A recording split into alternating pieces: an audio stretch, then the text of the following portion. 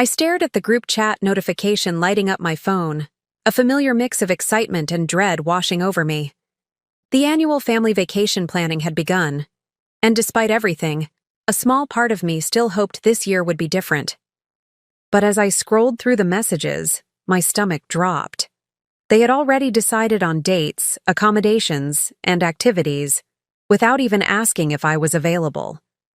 It wasn't an oversight. It was the moment I finally understood that in my father's eyes, I would always be the outsider, never truly part of the family he built with his real children. Before we jump back in, tell us where you're tuning in from, and if this story touches you, make sure you're subscribed, because tomorrow I've saved something extra special for you. The morning had started so normally. I was sitting on the deck of my beach house in Monterey, the one I'd purchased 3 years ago after my promotion to senior marketing director. The fog was just starting to lift, revealing the shimmer of the Pacific Ocean below. This place was my sanctuary, my achievement, the physical manifestation of everything I'd built on my own. The irony wasn't lost on me that the very family who considered me an afterthought would soon be asking to use it.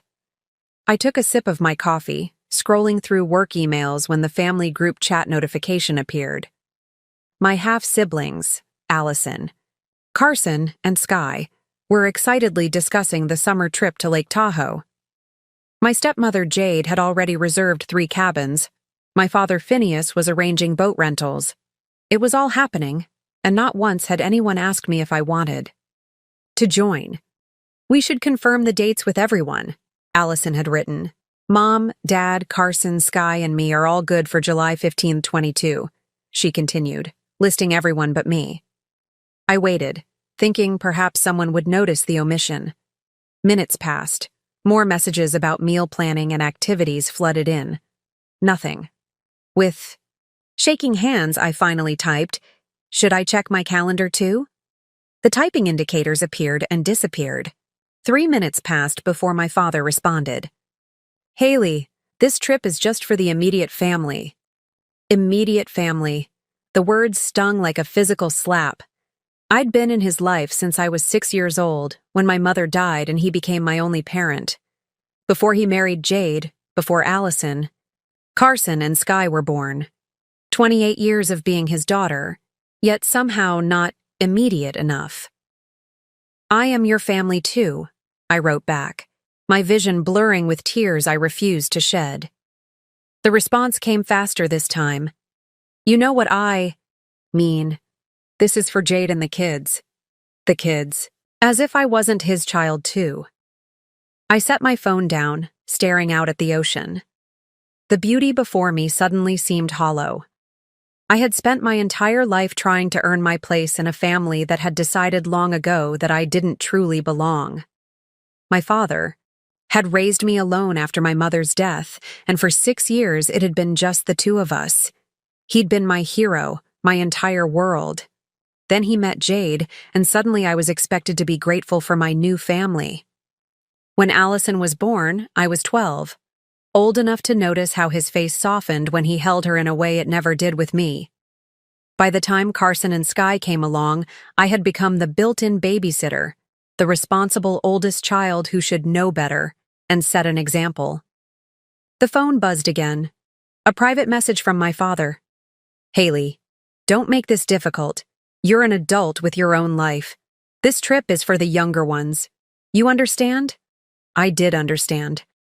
Finally, after years of making excuses for him, I understood perfectly. My fingers hovered over the keyboard. I could do what I always did, swallow the hurt, pretend it was fine, tell myself that it was logical for him to prioritize his younger children. I could play the role of the understanding, adult daughter, but something had shifted inside me. Perhaps it was seeing the conversation unfold so plainly in black and white, without the usual cushion of plausible deniability. Perhaps it was the cumulative weight of 1,000 small rejections over the years. Or perhaps it was simply that. At 34, I was finally ready to acknowledge the truth.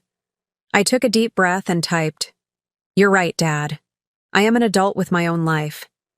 An adult who doesn't need to keep trying to be part of a family that doesn't want her. I sent the message before I could second-guess myself. Then I did something I had never done before. I muted the group chat. No more watching from the sidelines, as they shared their inside jokes and memories of trips I hadn't been invited to join. My phone immediately rang. Dad. I declined the call. Another call. Jade. Declined. A text from Allison. Why are you being so dramatic? It's just a vacation. Just a vacation. Just another exclusion. Just another reminder that I was different from the others.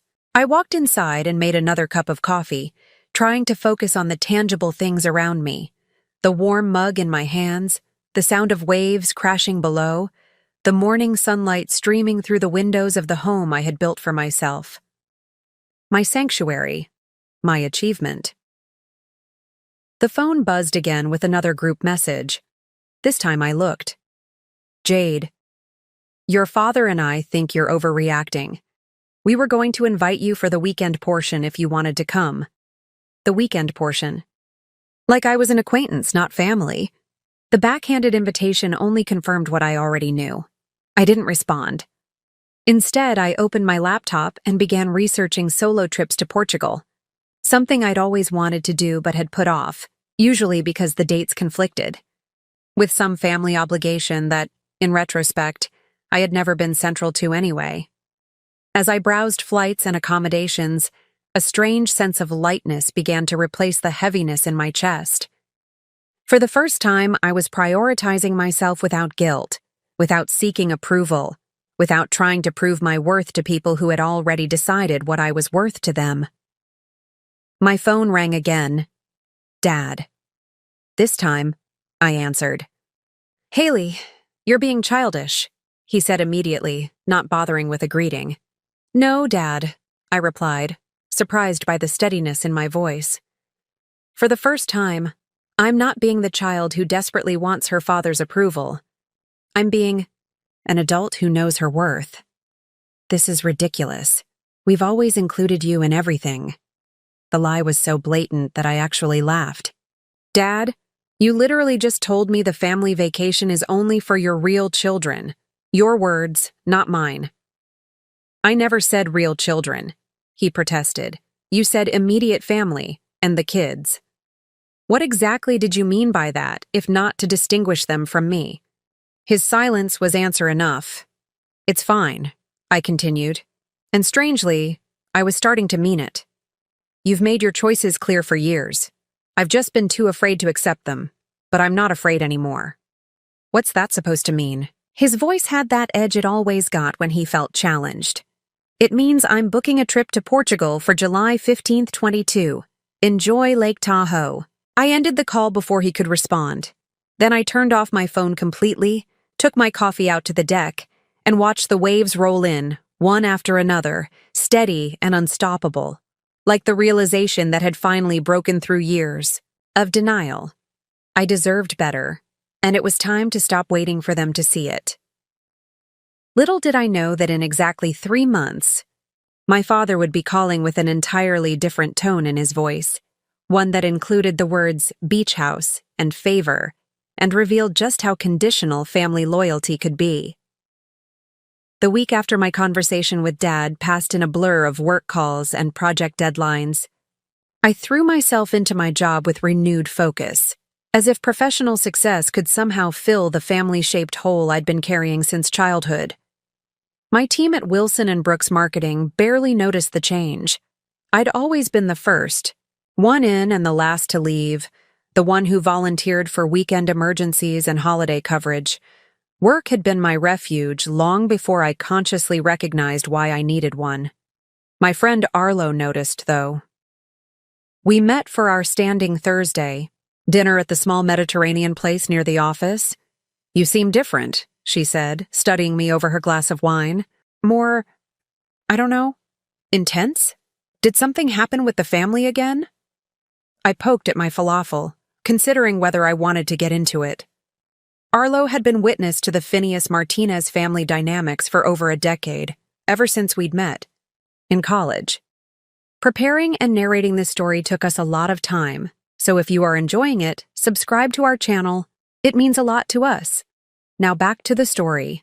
She had a front row seat to every disappointment, every last-minute cancellation, every family-only event I wasn't quite family enough for. "They're planning the annual summer trip," I said finally. "Lake Tahoe this year." Arlo's expression tightened. She knew what that meant without me having to explain. "And let me guess, you found out through the group chat, not because anyone actually invited you?"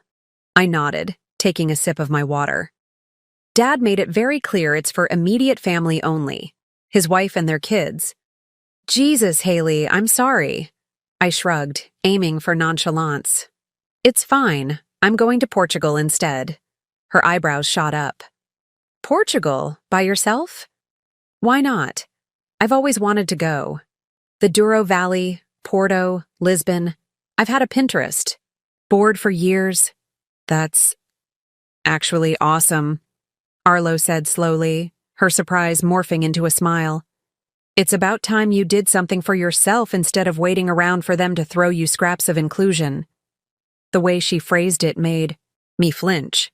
Had that been what I was doing all these years, waiting for scraps? But I knew she was right. How many holidays had I rearranged my schedule for, only to spend the day feeling like an awkward house guest?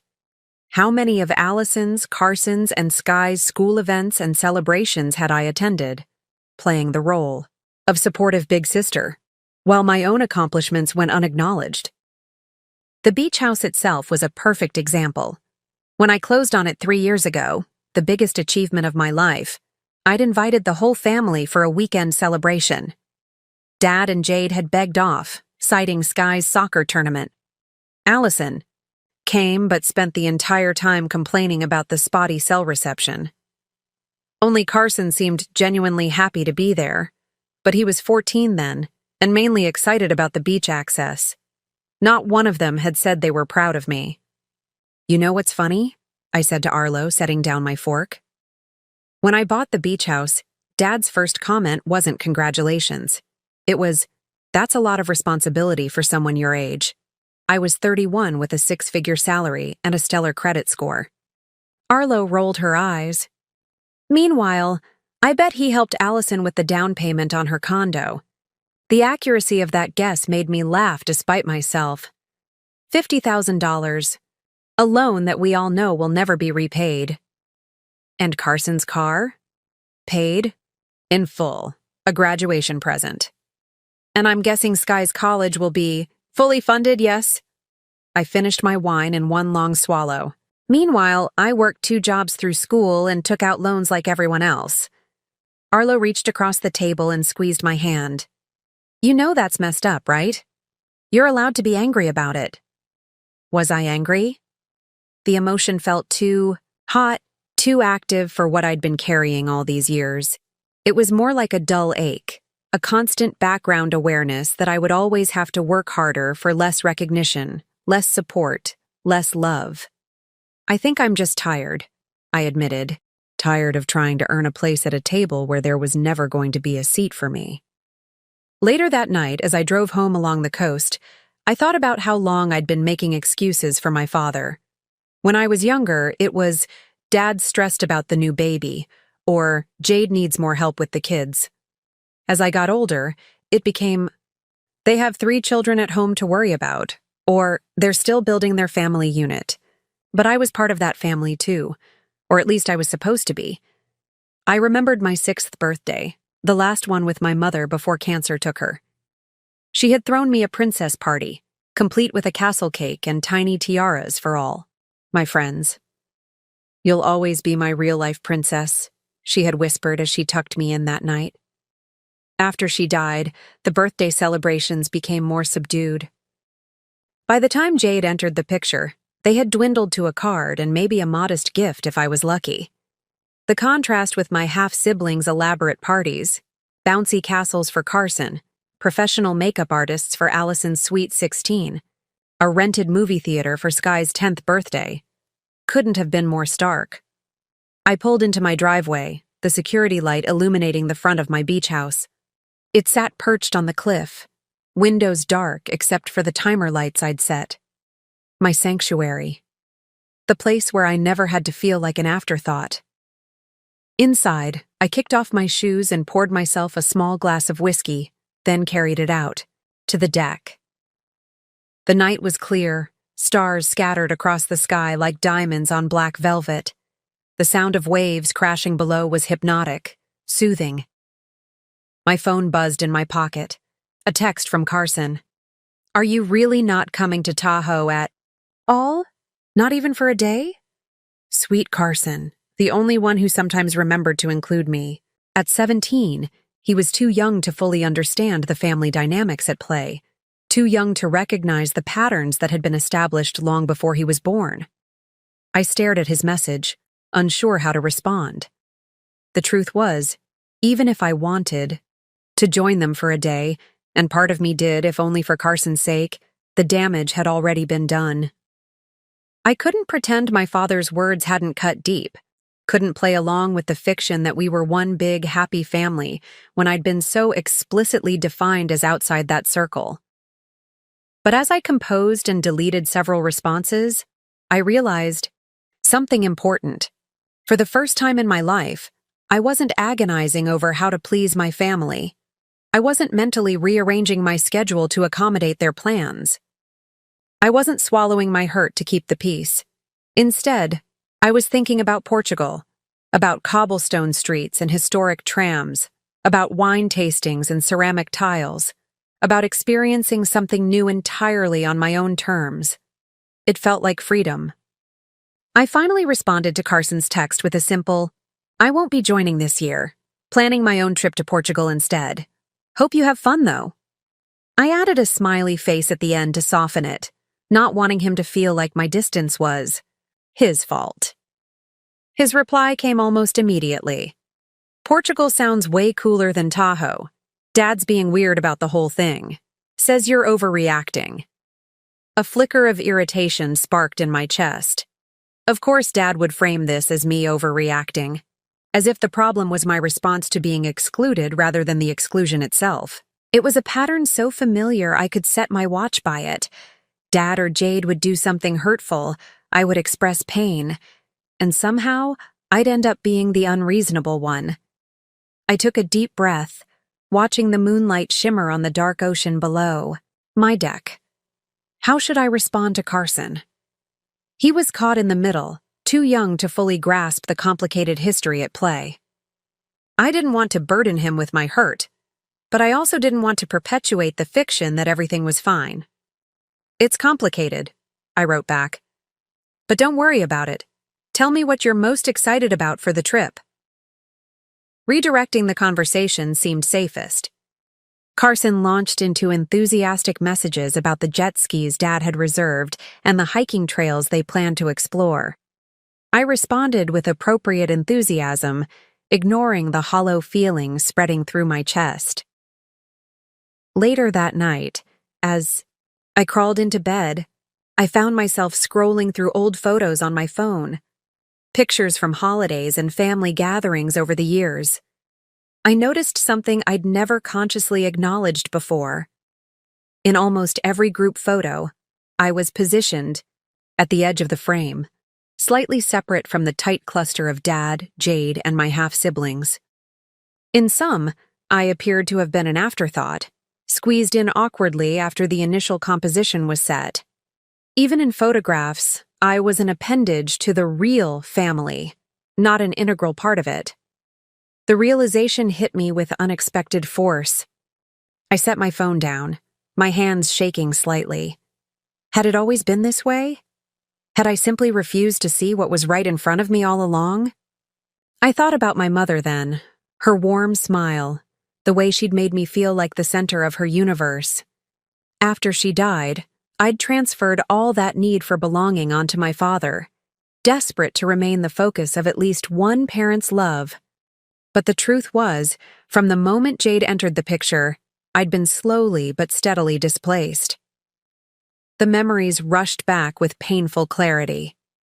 Dad missing my high school graduation because Allison, then only 6, had a mild fever. The summer, He promised to help me move into my college dorm, but canceled last minute when Jade needed him to take Carson to a doctor's appointment. The promotion dinner he left early because Sky had a nightmare and was asking for him. Each incident, viewed in isolation, could be explained away. Collectively, they formed a pattern I could no longer ignore. Sleep eluded me that night. I tossed and turned, my mind replaying years of subtle rejections and not-so-subtle favoritism. By morning, I felt hollow-eyed but strangely clear-headed, as if the fog of denial had finally lifted. I made coffee and carried it out to the deck, watching the morning mist roll in from the Pacific. My phone buzzed with a text from Jade, the first direct communication since our tense exchange about the vacation. "Haley, I think you misunderstood what your father was trying to say. Of course, you're welcome to join us for part of the trip. We just assumed with your busy work schedule you wouldn't want to commit to the full week." Another buzz, a separate message from Dad. "Stop giving Jade a hard time. She's trying to make things right." I stared at the messages, a bitter laugh escaping my lips. This was their version of an olive branch? Blaming me for misunderstanding and explicit exclusion, then accusing me of giving Jade a hard time when I hadn't even responded to her? That old, familiar pressure built inside me, the urge to smooth things over, to accept the inadequate gesture and pretend it was enough, to maintain the peace at the cost of my own dignity. I'd done it countless times before, swallowing my hurt to keep from rocking the boat. But something had shifted inside me. The realization that had kept me awake all night had fundamentally altered something in how I saw myself in relation to my family. I deserved better than this. The thought appeared in my mind with startling clarity. I deserved better. Not because I was special or entitled, but because this was not how family was supposed to treat family. This constant positioning as an outsider, this requirement that I be endlessly understanding of their needs while my own were routinely dismissed, it wasn't right. My fingers hovered over the phone. The old Haley would have responded with something conciliatory. "It's fine, I understand. Have a great time." The new awareness dawning inside me demanded something different. "I haven't given anyone a hard time," I typed to my father. "I simply decided to make other plans when it became clear I wasn't a priority for this family trip. I'm not available to join for any portion of the week. Enjoy Tahoe." To Jade, I wrote nothing at all. Her message didn't actually require a response, and for once I didn't feel obligated to provide one. I set my phone down and leaned back in my chair, surprisingly calm. No racing heart, no sick feeling in my stomach. Just a quiet certainty that I had finally responded to their treatment of me with the appropriate level of self-respect. My phone immediately began ringing. "Dad." I silenced it without answering. It rang again. And again. Finally, I turned it off completely and set it aside. Whatever crisis my boundary setting had provoked in my father, it was not my responsibility to manage his emotions about it. For perhaps the first time in my adult life, I was prioritizing my own emotional well-being over his comfort. It felt terrifying. It felt necessary. It felt long overdue. I spent the morning researching Portugal in earnest, booking flights and accommodations, creating an itinerary that excited me. By noon, my trip was fully planned and paid for. 10 days exploring Porto, the Douro Valley, and Lisbon, including a food tour, wine tastings, and a private sailing excursion on the Tagus River. The total came to just under $5,000, a sum that would have given me pause a few years ago, but now felt like a worthwhile investment in my happiness. When I finally turned my phone back on, I had 7 missed calls from Dad, 3 from Jade, and 1 from Allison. There were multiple texts, ranging from concerned to irritated to outright angry. "Dad, call me back immediately. We need to discuss this attitude of yours." Jade, "Your father is upset. Please call him." Allison, "Why are you being so difficult? Just come for the weekend if you want to." Dad again. I don't know what's gotten into you, but this behavior is unacceptable. The last message, time-stamped just 30 minutes ago, was from Carson. Whatever's happening with Dad and you, I still want you to know I wish you were coming. But Portugal sounds amazing. Will you send me pictures? A lump formed in my throat. Sweet Carson, always the peacemaker, always the one who seemed to genuinely value my presence. I responded to him alone. Of course I'll send pictures, and maybe someday we can go together. Love you, kiddo. For the rest, I had nothing more to say. The time for explanations and justifications was over. They either understood why their treatment of me was hurtful, or they didn't. Either way, I was done contorting myself to fit into the margins of their family portrait. As I set my phone aside again, I felt something unfamiliar settle in my chest. Not the usual anxiety or hurt, but something stronger, more solid. It took me a moment to recognize it. Self-respect. I managed to avoid direct communication with my father for 3 whole days. It wasn't that difficult. I went to work, came home, and simply didn't answer his calls. I responded to Carson's occasional texts, but ignored the increasingly irritated messages from Dad, Jade, and Allison. On the 4th day, my peaceful bubble burst. I was heading out of the office for my lunch break when I spotted a familiar figure. Waiting in the lobby, my father, arms crossed, a thunderous expression on his face. Dad? I stopped short, my stomach dropping. What are you doing here? Since you won't answer my calls, I didn't have much choice, he said, voice tight with barely contained frustration. We need to talk. Several colleagues glanced our way, curious about the tension crackling in the air. I forced a smile, gesturing toward the exit. Let's go somewhere else. We walked in strained silence to a small cafe around the corner. Once seated with coffees neither of us really wanted, Dad leaned forward, his expression serious. Haley, this has gone on long enough. You're acting like a child. The familiar accusation landed exactly as it always had, like a slap. Whenever I expressed hurt or disagreed with him, I was acting like a child. It was his favorite way to dismiss my feelings. I took a deliberate sip of my coffee, determined to remain calm. What specifically are you referring to? This tantrum. About the vacation. Refusing to answer calls. Booking some solo trip to Portugal instead of joining your family. It's immature and it's upsetting, Jade. Of course it was about Jade's feelings. It always came back to that. It's not a tantrum, I said quietly. It's a boundary.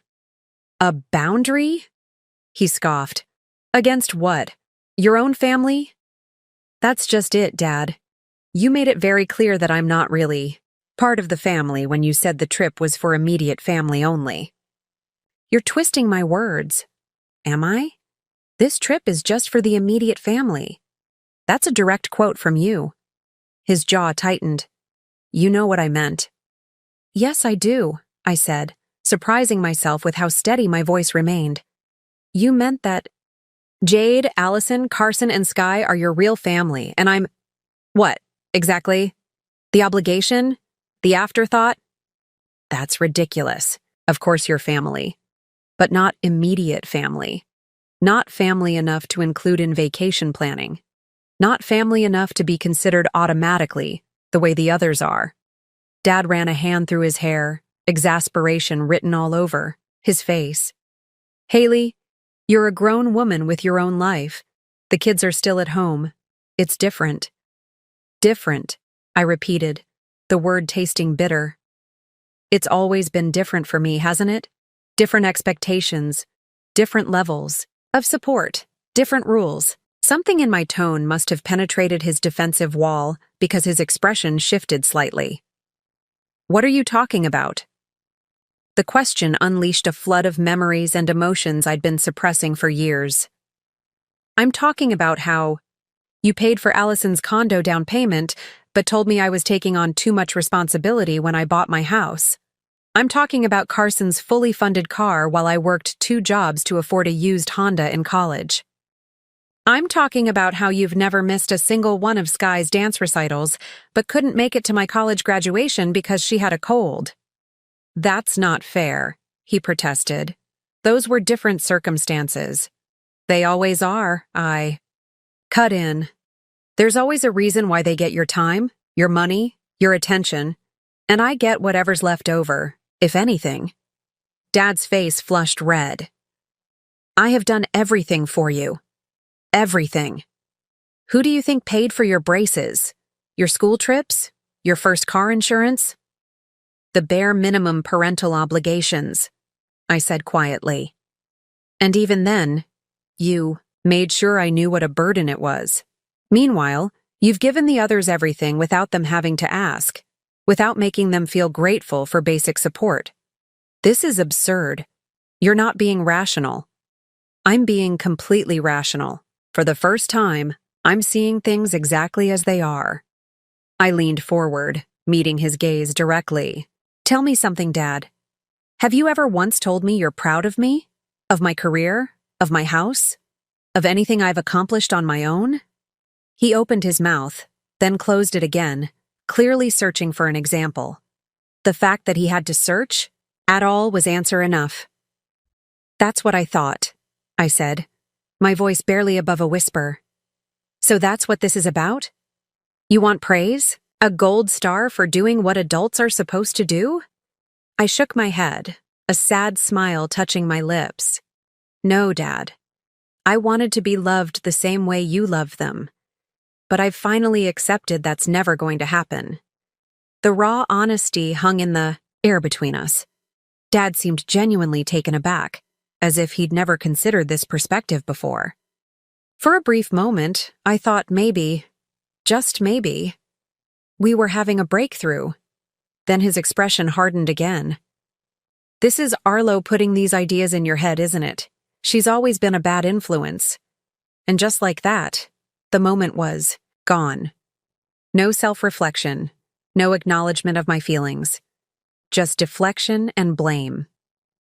Nobody is putting ideas in my head, I said, gathering my purse and standing up. These are my lived experiences.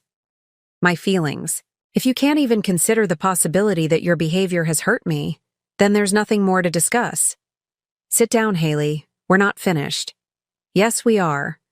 I pulled out my wallet and placed enough cash on the table to cover both our coffees. I've spent my entire life trying to earn a place in your family. I'm done trying. Don't be dramatic, he snapped. Of course you have a place in the family. Do I? Because from where I'm standing, I've always been the outsider looking in, the child you got stuck with, not the ones you chose. His face went pale. That's not... It is, I said firmly. And you know what the saddest part is? I don't think you even realize you're doing it. It's so automatic for you to prioritize them that you don't even notice when you're pushing me aside. I shouldered my bag, suddenly exhausted by the conversation. Enjoy Lake Tahoe with your family, Dad. I'll be in Portugal, finally doing something for myself instead of waiting for scraps of your attention. Haley. His voice rose as I walked away. Several cafe patrons turned to stare. Don't you dare. Walk away from me. But I did. For the first time in my life, I walked away from my father's anger without apologizing, without trying to make peace, without sacrificing my dignity to smooth things over. Outside, the bright sunshine felt at odds with the storm of emotions inside me. I walked blindly, not heading back toward my office, but just moving, needing the physical motion to process what had just happened. My phone buzzed with a text from Jade. Your father is very upset. Call him and apologize. I laughed out loud, a slightly hysterical sound that earned me a concerned glance from a passing stranger.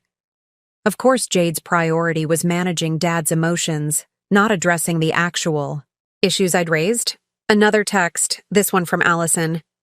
Way to make Dad's day all about you, again. That one stung, the unfairness of it taking my breath away. I hadn't sought out this confrontation. I hadn't shown up at Dad's workplace demanding attention. All I'd done was set a boundary, one that apparently the entire family found threatening. Typed out responses to both of them, then deleted the drafts without sending. There was nothing I could say that would make them understand. No magic combination of words that would suddenly make them see the pattern I'd been living with my entire life. Instead, I opened my calendar and scrolled to July 15, 22, the dates of both their Lake Tahoe trip and my Portugal adventure. I added a new event spanning the entire week: freedom. Because that's what this was, I realized. Not just a vacation, but liberation from the endless cycle of hoping for inclusion, being disappointed, and blaming myself for expecting too much. For the first time in my life, I was choosing myself. And despite the emotional exhaustion of the confrontation with my father, despite knowing there would be fallout I hadn't yet experienced, I felt something close to peace. My phone rang. Dad again.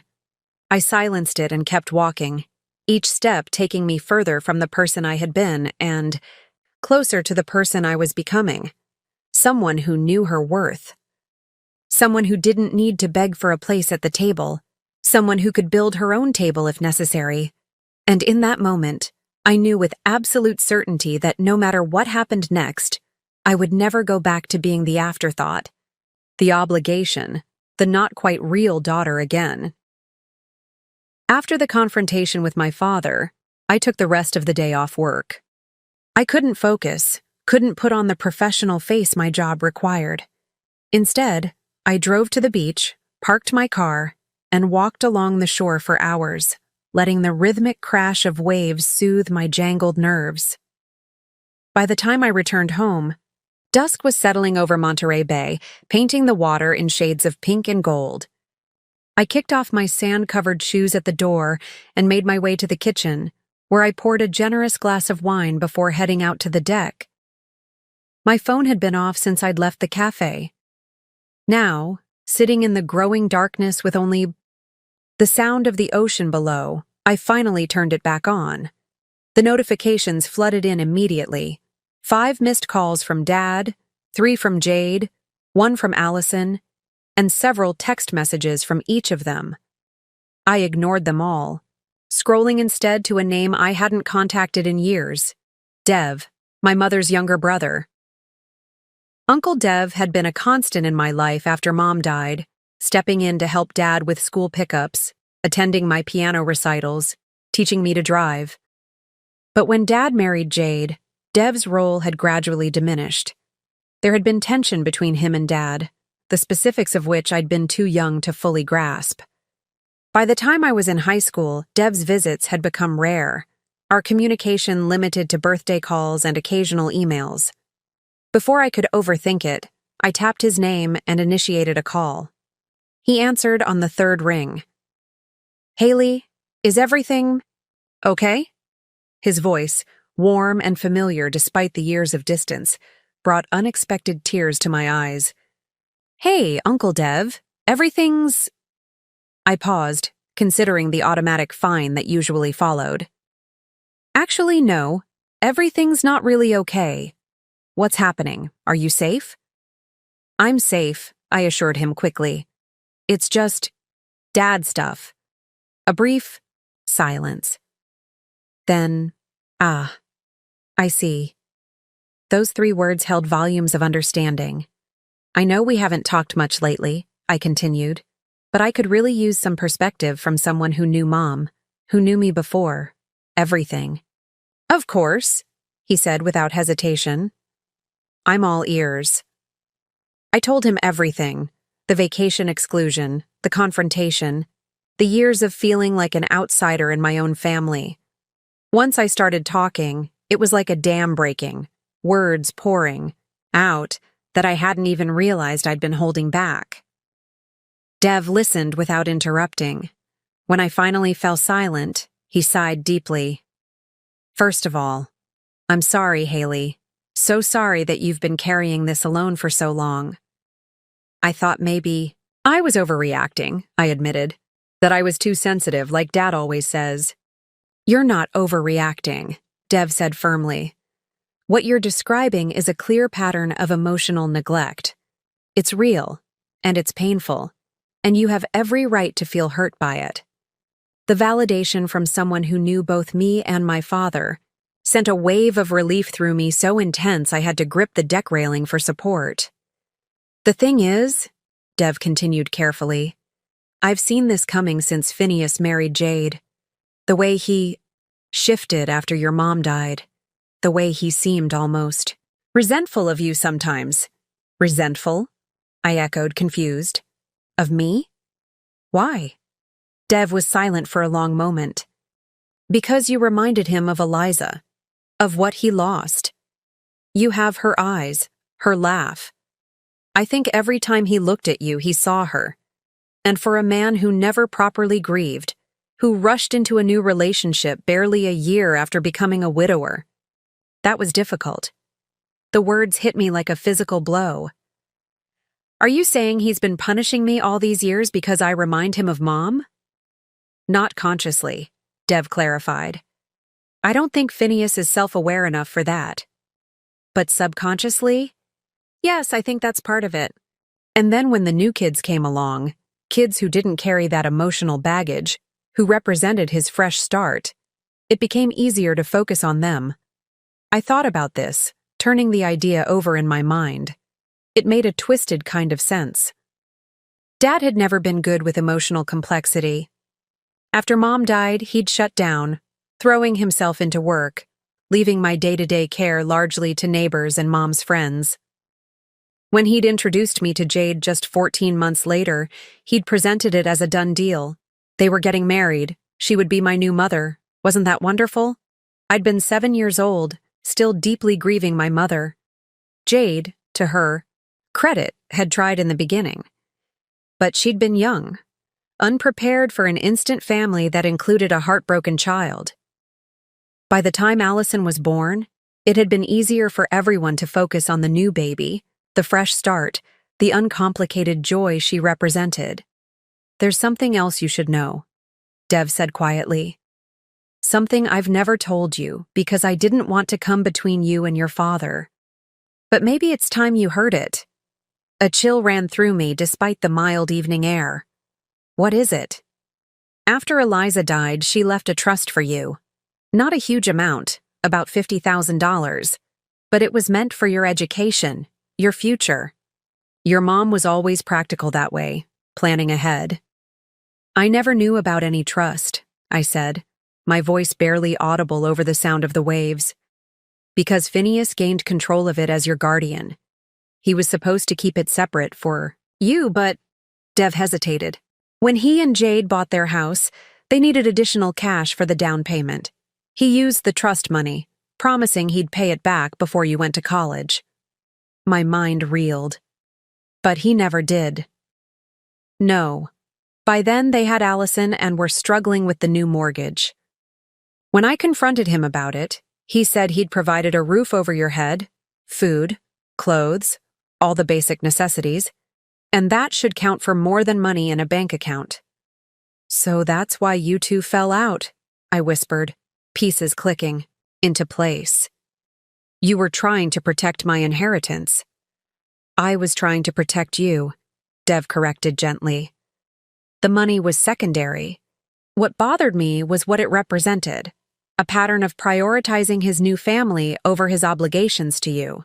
When I pushed the issue, he cut me out, limited my access to you. I remembered how Dev's visits had suddenly become less frequent, how Dad would find excuses for why I couldn't go to Uncle Dev's for weekends anymore. At the time, I'd attributed it to Dad wanting me to bond with Jade and baby Allison. Now, I understood the darker truth. I should have fought harder to stay in your life, Dev said, regret heavy in his voice. I've always wondered if I did the right thing by stepping back.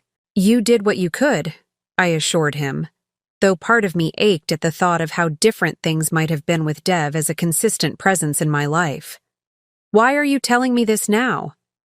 Because you need to understand that what you're experiencing isn't new, and it isn't your fault.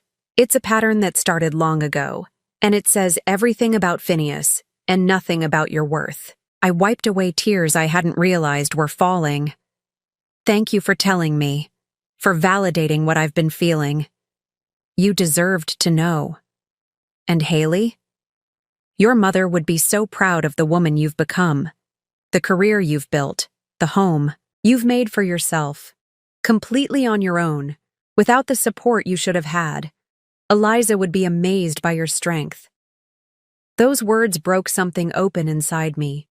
I sobbed openly, years of pent-up grief and longing for my mother, washing through me in waves. Dev stayed silent on the line, giving me space to feel it all. When I finally regained my composure, I asked the question that had been lurking at the edges of my consciousness for years. Do you think Dad ever really loved me? Or was I always just an obligation to him? Dev sighed heavily. I think Phineas loved the idea of being a good father more than he was willing to do the actual work of it. When you were a baby, when things were simple, he adored you. After Eliza died, when parenting got complicated and painful, he retreated. And then, when he built his new family, it was easier to focus there, where there wasn't all that grief, tangled up in every interaction. So it wasn't me, I said, the realization spreading through me like a balm. It was never about me being unlovable or not good enough. God, no, Dev said emphatically. Haley, you were the most wonderful child, bright, kind, resilient beyond your years. The failure here was entirely your father's, never yours. We talked for another hour, Dev filling in gaps in my childhood, memories, sharing stories about my mother I'd never heard, reconnecting in a way that felt like recovering a piece of myself I'd lost. By the time we said goodbye, with promises to see each other soon, I felt both emotionally drained and strangely lighter. I sat on the deck long after the call ended, watching stars appear in the darkening sky. The painful truth Dev had shared explained so much about my relationship with my father, about the pattern of neglect that had defined my place in the family. It wasn't just about the vacation. It wasn't just about the financial disparities between how my father treated me versus my half-siblings. It was about a fundamental failure to love me as I deserved to be loved, to prioritize my needs as a child who had already lost one parent.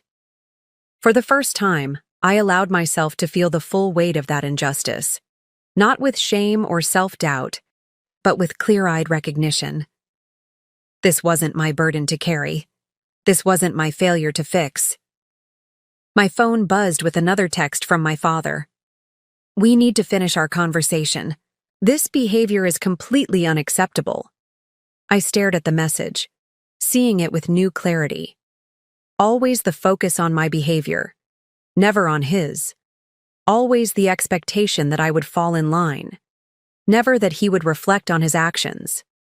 I thought about responding, about trying one more time to make him understand. Then I remembered what Dev had said about patterns established long ago. Some patterns couldn't be broken from just one side. Instead of replying to my father, I pulled up my photos and found a picture I hadn't looked at in years. My mother holding me on my 3rd birthday, both of us laughing as I smeared cake frosting on her cheek. Her eyes, so like mine, crinkled with joy. I wish you were here, Mom, I whispered to the image. I wish you could have seen me grow up. But in a way, she had been with me all along. Her strength lived in me, in my resilience, in my ability to build a life for myself despite the emotional neglect, in my capacity to finally recognize what I deserved.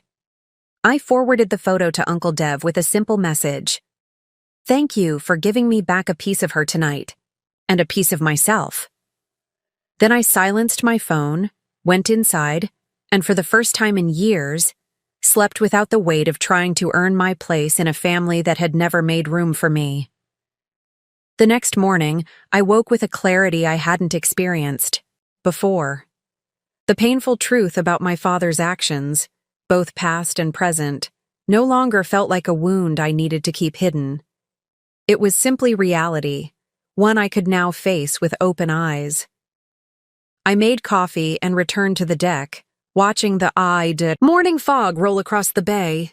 My phone showed more missed calls and texts from my father and Jade, but also a warm reply from Dev with more photos of my mother he'd dug up from his archives. As I scrolled through them, studying her familiar yet forgotten smile, I made a decision. I would no longer chase my father's approval or acceptance. I would no longer make myself smaller to fit into the corners of his life. I would no longer pretend that the way he treated me was normal or acceptable. It wasn't about cutting him off completely, at least not yet. It was about redrawing the boundaries of our relationship based on the painful truth I now fully acknowledged. My father had failed me in fundamental ways, and no amount of pretending otherwise would change that fact. I opened my laptop and began composing an email, not an emotional plea, but a clear statement of where things stood from my perspective. I would not be joining them in Lake Tahoe. I would not be available for the guilt trips or the gaslighting. I would be focusing on building the life I wanted and nurturing the relationships that added value to it. As I typed the final lines, a strange sense of peace settled over me. The painful truth, once fully faced, had lost some of its power to hurt me. In its place was something stronger: self-knowledge, self-respect, and the freedom that comes from no longer waiting for someone to give you what they've proven, time and again, they're incapable of providing. I clicked send, then closed my laptop. Whatever happened next, I would face it with my eyes open, no longer blinded by the desperate hope that someday, somehow, my father would finally see me. The week following my conversation with Uncle Dev passed in a blur of conflicting emotions. During the day, I threw myself into work with renewed focus, grateful for the distraction. At night, I alternated between moments of liberating clarity and waves of grief for the family relationship I'd always wanted but never truly had. My father's response to my email had been predictably defensive. He accused me of rewriting history and listening to Dev's biased version of events. He neither confirmed nor denied using my trust fund for the family home, a telling omission.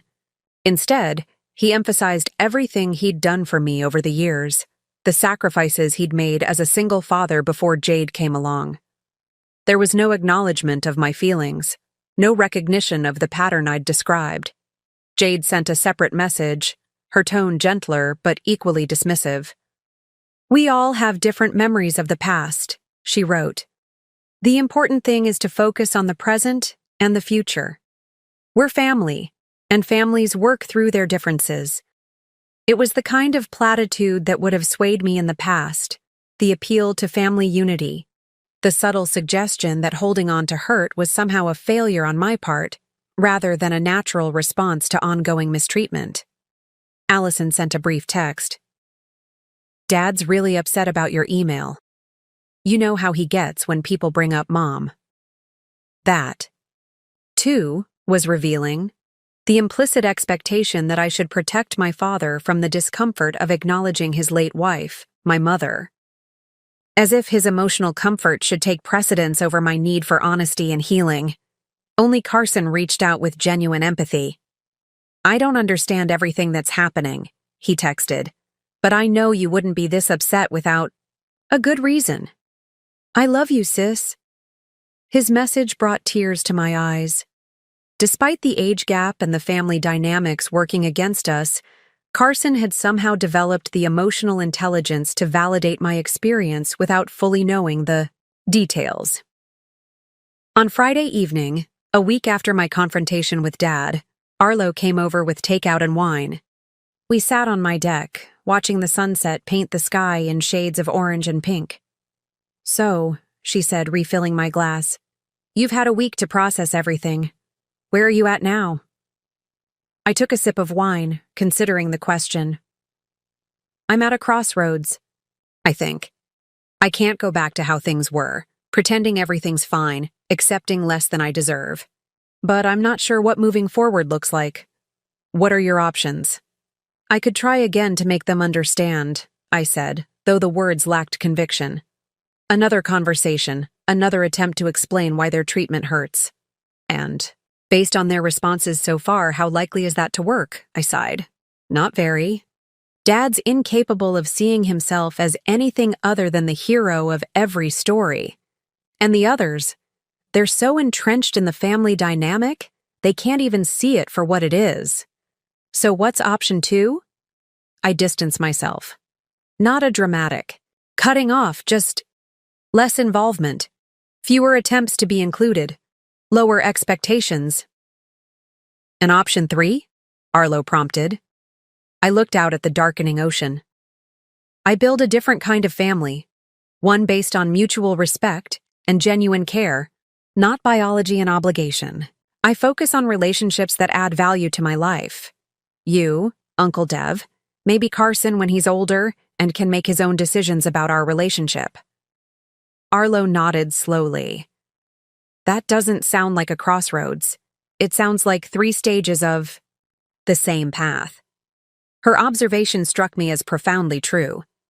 These weren't separate options, but rather a progression, from trying to fix the unfixable, to protecting myself through distance, to actively creating the kind of connection I'd always craved.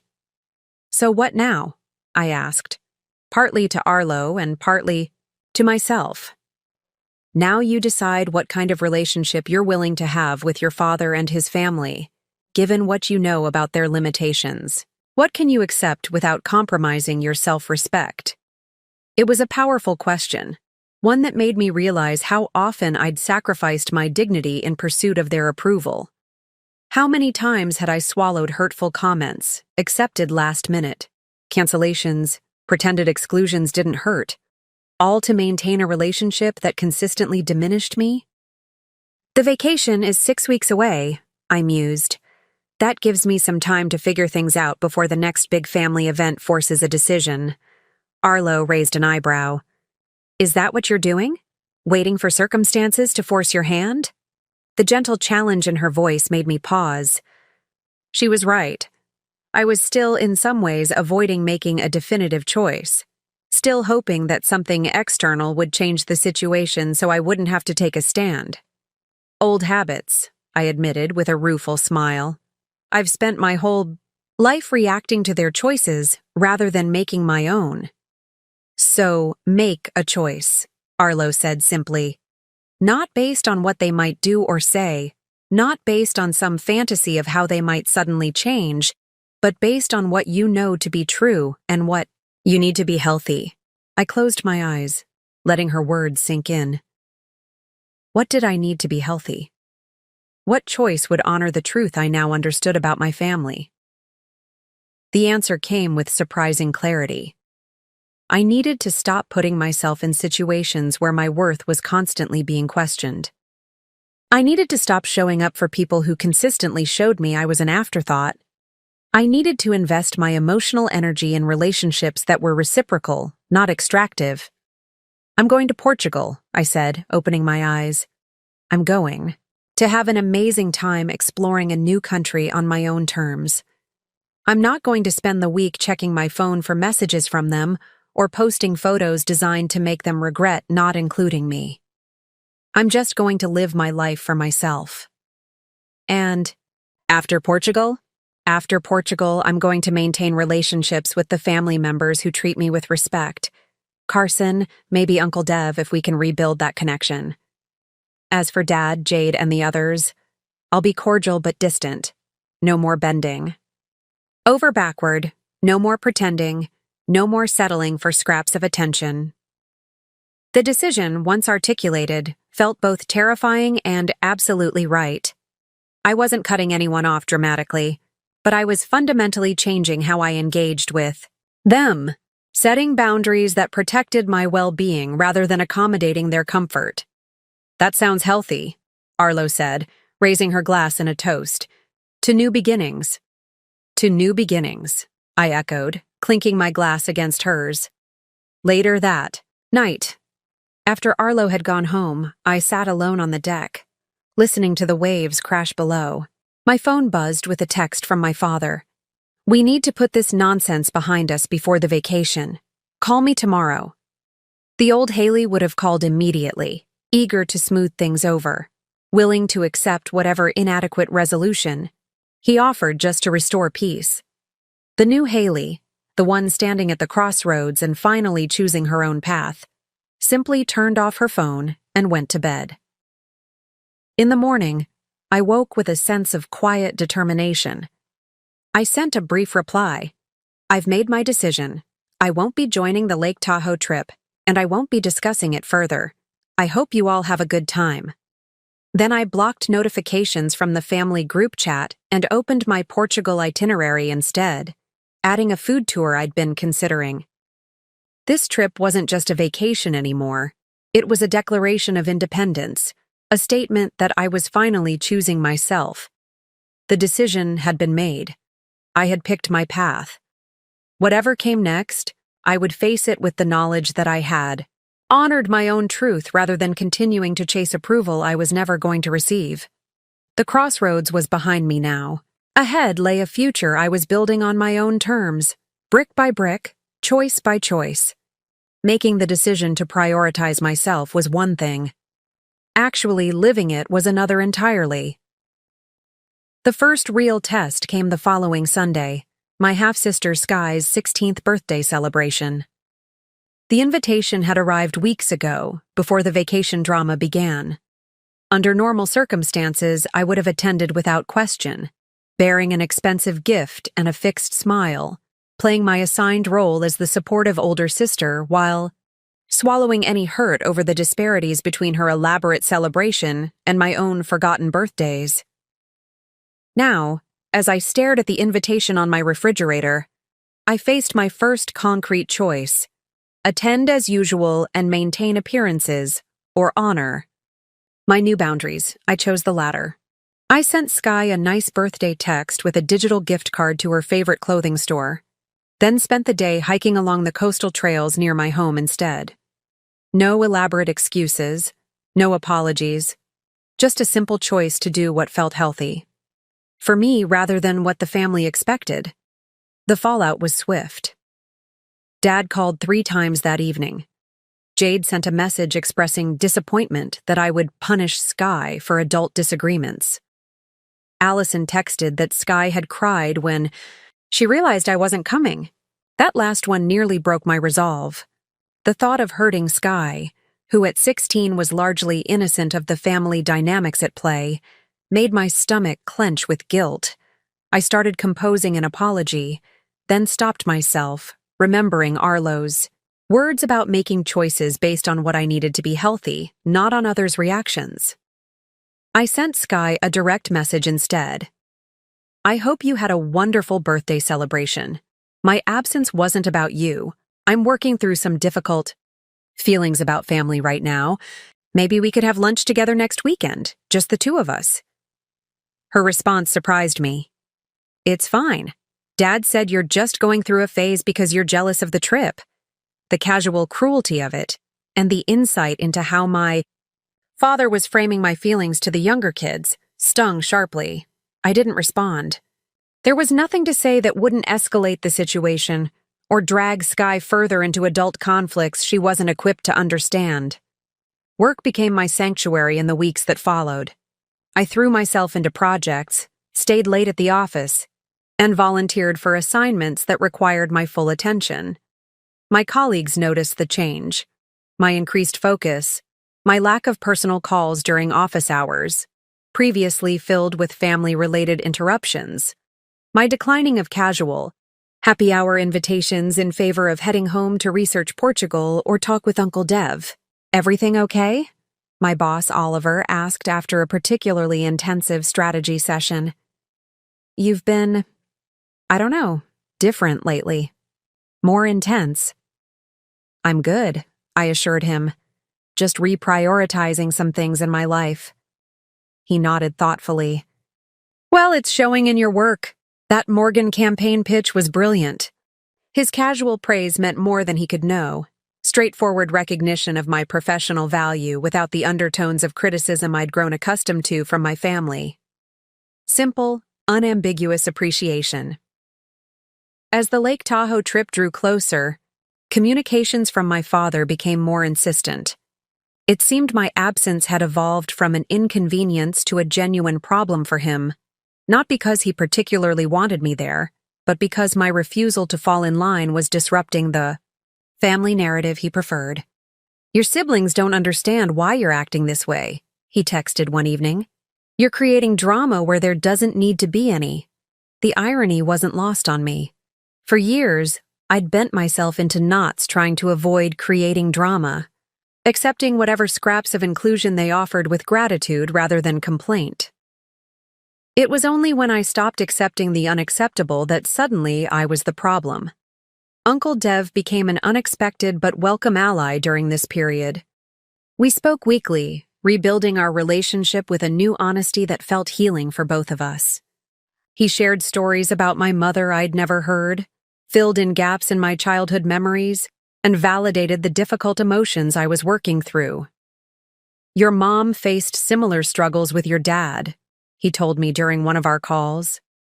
Even when they were married, Phineas had a way of making her feel like she was asking for too much whenever she expressed a need. It's a pattern with him. This revelation both saddened and comforted me. Sad to know my mother had experienced the same emotional diminishment I had, but comforting to have further confirmation that the problem wasn't my perception or sensitivity. 3 weeks before the Tahoe trip and my Portugal adventure, Carson reached out with an unexpected request. "Can I come stay with you for a few days?" he texted. "Just need some space from everyone here."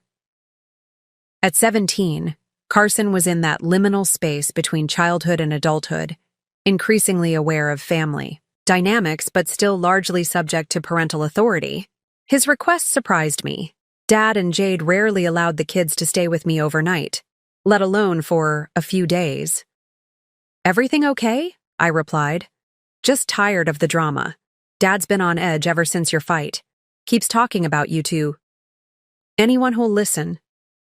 I winced, imagining my father's version of events being repeatedly aired to extended family, neighbors, perhaps even the kids' friends' parents. It was a pattern I recognized.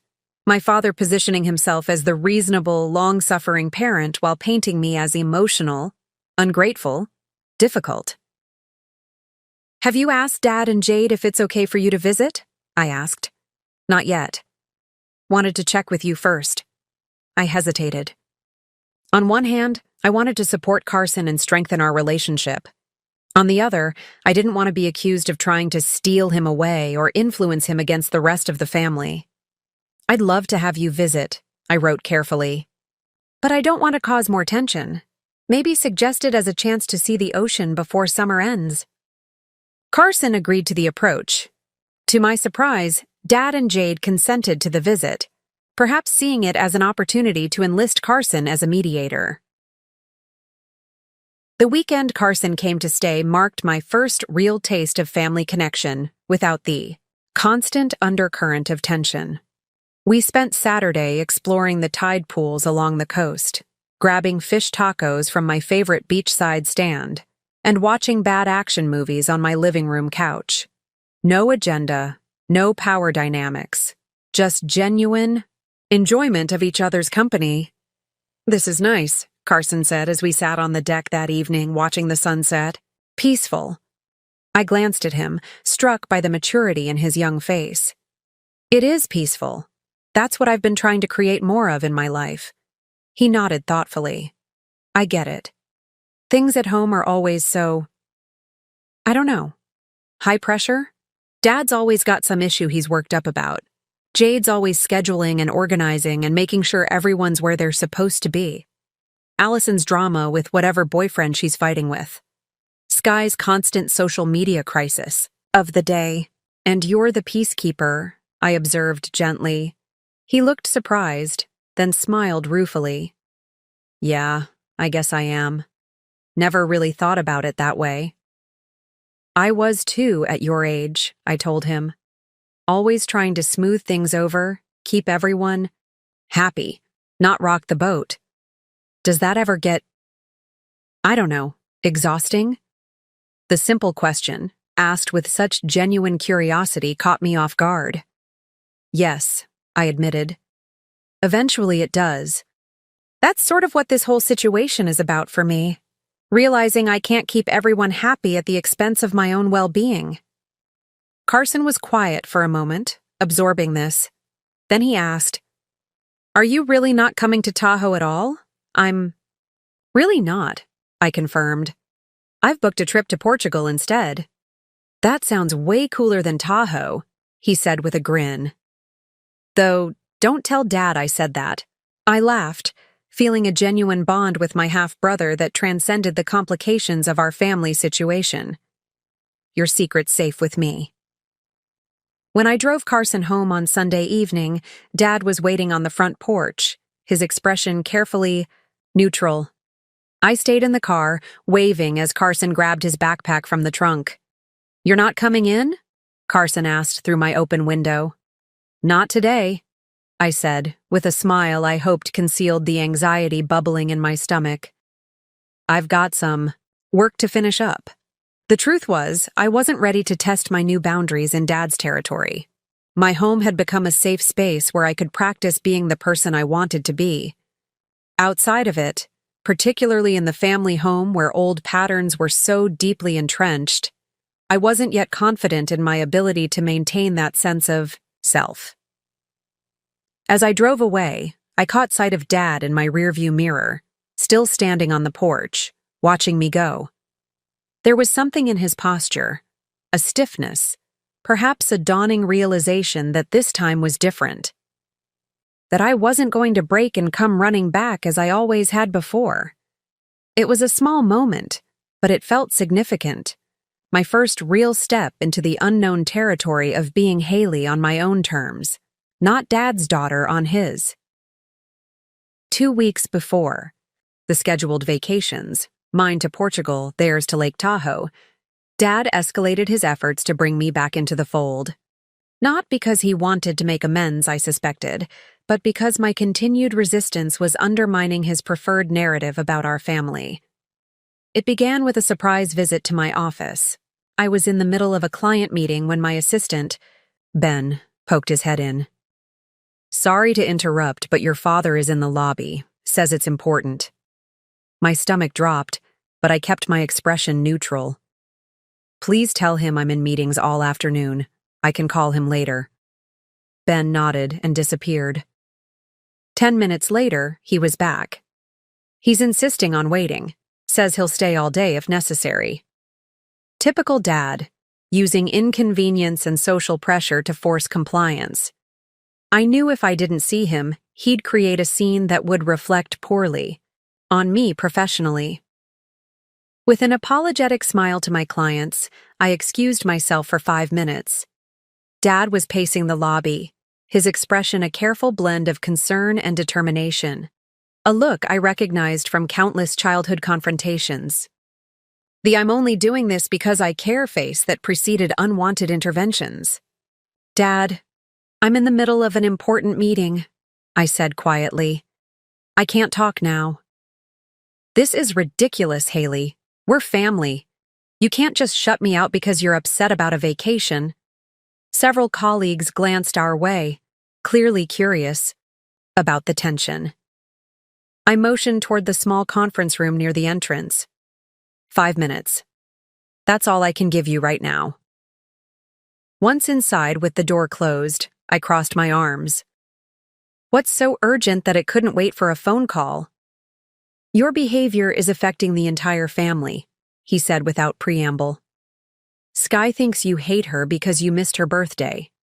Carson came back from your place with all sorts of ideas about peace and boundaries. Allison says you're ignoring her texts. Jade is stressed about the vacation because everyone keeps asking if you're coming. And how is any of that my responsibility?" I asked calmly. He blinked, clearly surprised by the question. "You're the one causing the problems." "No, Dad. I'm the one refusing to pretend everything is fine when it isn't. There's a difference." "Look," he said, his tone shifting to one of forced reasonableness. "Whatever issues you think we have, we can work them out. But first, you need to stop this. Rebellion." The word choice was revealing.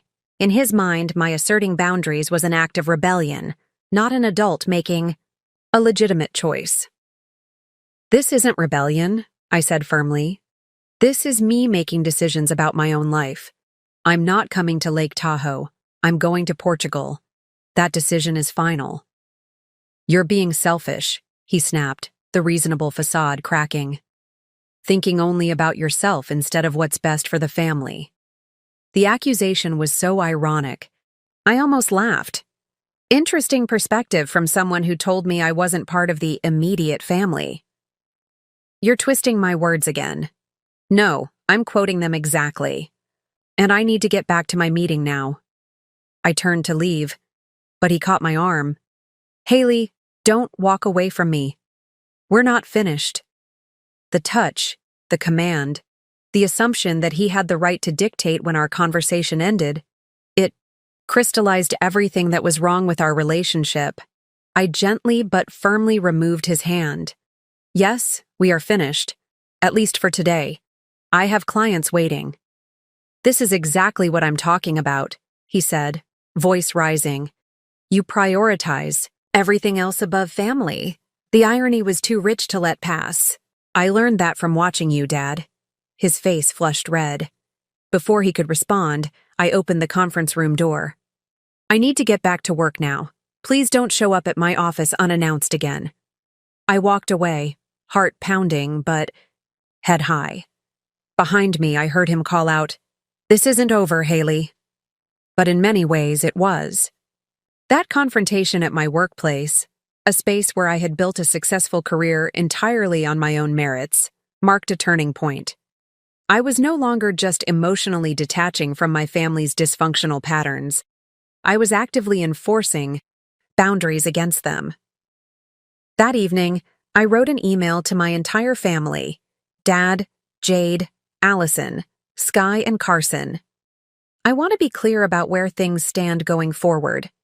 I will not be joining the Lake Tahoe trip. I will not be discussing this decision further, so please stop trying to change my mind or make me feel guilty about it. I need space to process some difficult realizations about our family dynamics. This doesn't mean I don't care about you. It means I'm finally caring about myself as well. For the immediate future, I would appreciate no surprise visits to my home or workplace. 2. Respect for my decision not to attend certain family events. 3. An understanding that I will respond to messages when I'm ready. Not on demand. I'm not cutting anyone off, but I am changing how I engage with the family. I hope in time we can build healthier relationships based on mutual respect rather than obligation. Haley. After sending it, I blocked notifications from the family group chat and turned my phone to Do Not Disturb. Whatever tsunami of reactions was coming, I didn't need to weather it in real time. The next morning, I woke to 17 text messages, 5 missed calls, and 3 voicemails. I didn't read or listen to any of them. Instead, I drove to a small cafe in a neighboring town, one my family never visited, and spent the morning reading a guidebook about Portugal while enjoying the simple pleasure of uninterrupted solitude. My phone buzzed with a direct text from Carson. "I respect your boundaries. Still cool if I text sometimes?" His maturity brought tears to my eyes. "Always cool if you text," I replied. "You're not the problem, Carson. Never think that." Over the next few days, I systematically reinforced the boundaries I'd established. I created email filters that sent family messages to a separate folder I could check when I felt emotionally equipped to handle them. I adjusted my social media settings to limit what certain family members could see. I informed the security desk at my apartment building that I wasn't accepting unannounced visitors, even family. These practical steps felt both necessary and liberating. For the first time, I was creating actual, tangible barriers to protect my emotional well-being, not just making internal resolutions that crumbled at the first sign of family pressure. The most difficult boundary to establish involved my beach house. From the moment I purchased it, my family had treated it as a communal resource. Allison bringing friends for weekend stays without asking, Dad and Jade borrowing it for anniversaries, everyone assuming they had standing permission to use it whenever they wanted. I'd never minded before, viewing their use of my home as proof that I had something valuable to contribute to the family. Now, I recognized it as yet another one-way street.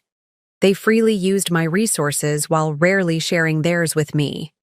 So I contacted the property management company that maintained the house when I wasn't there and updated my authorization list. Going forward, no one would be given keys without my explicit written permission for specific dates.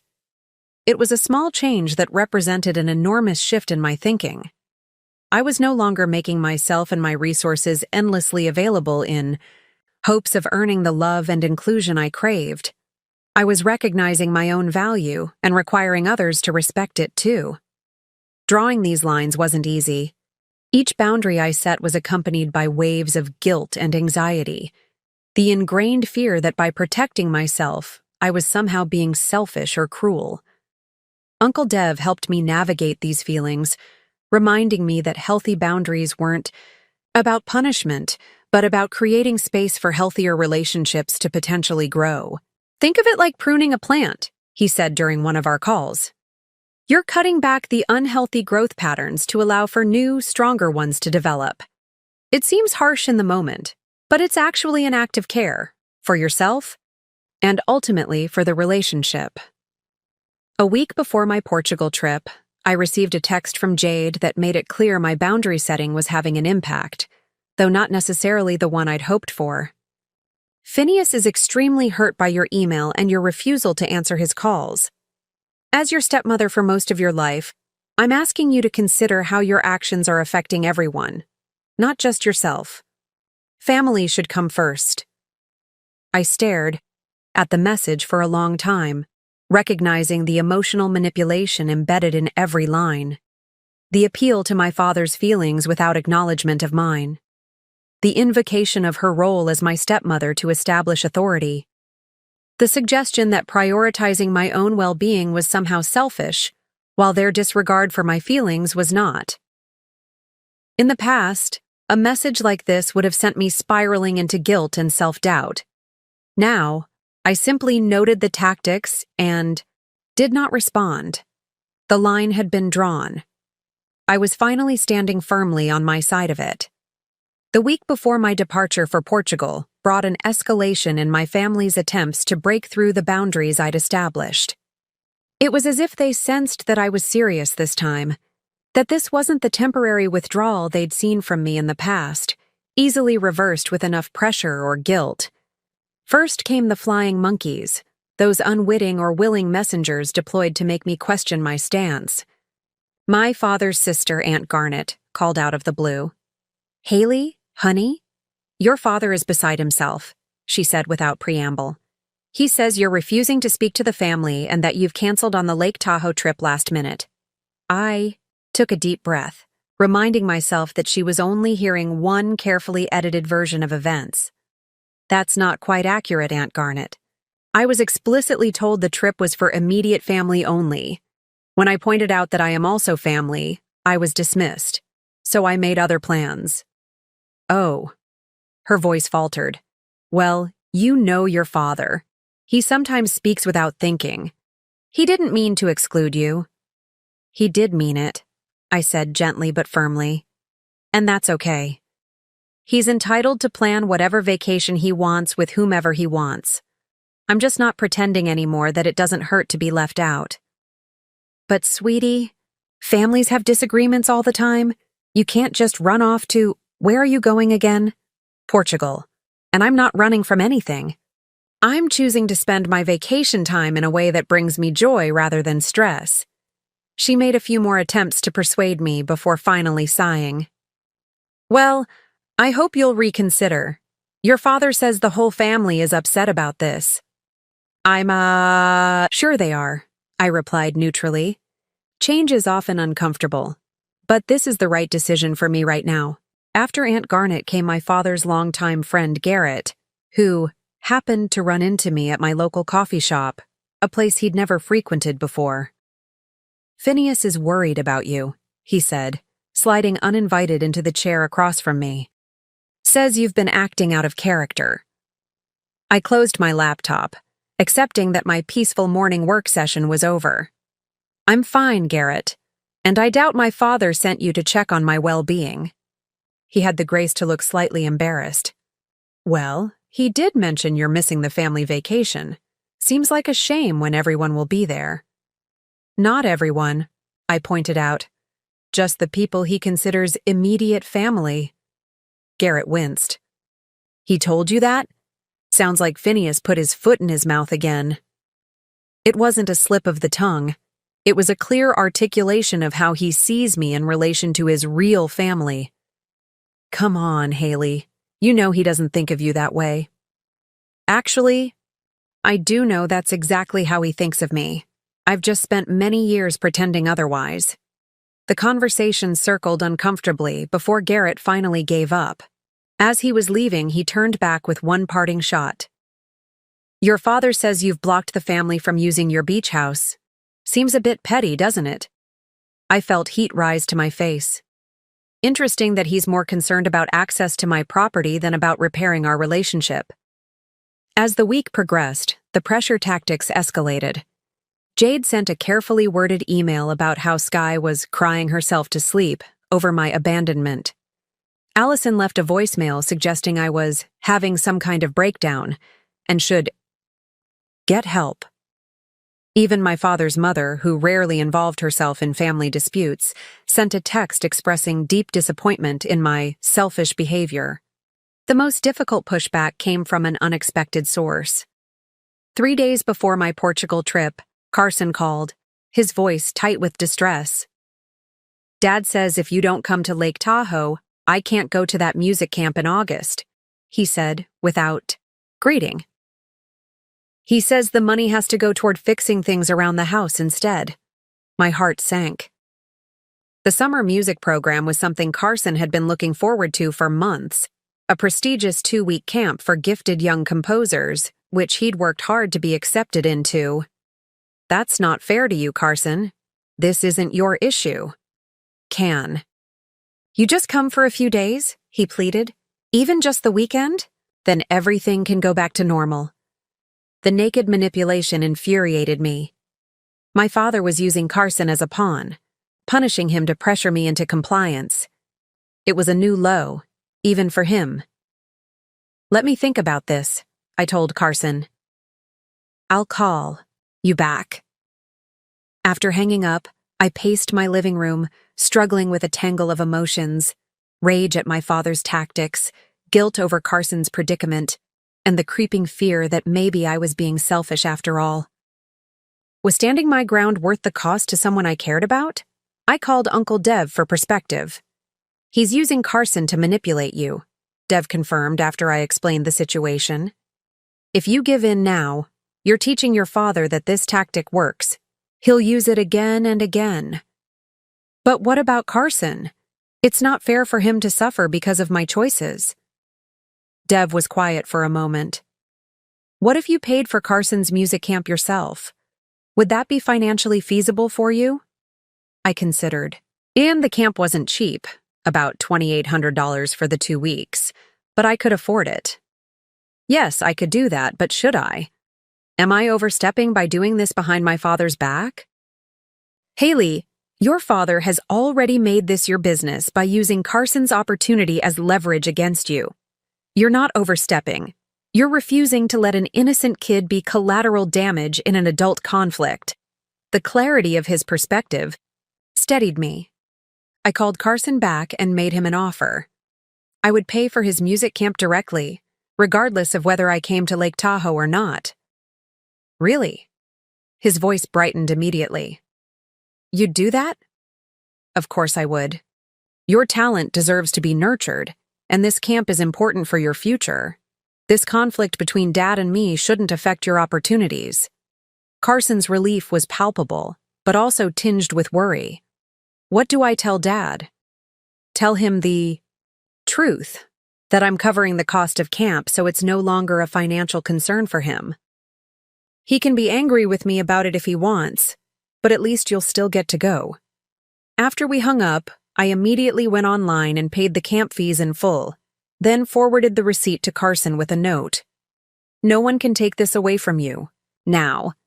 I believe in your talent and your future. I expected my father's reaction to be swift and furious. What I didn't expect was the complete silence that followed. No angry call. No blistering text. Nothing. The silence was more unnerving than any confrontation would have been. It suggested calculation rather than impulse, a strategic retreat rather than surrender.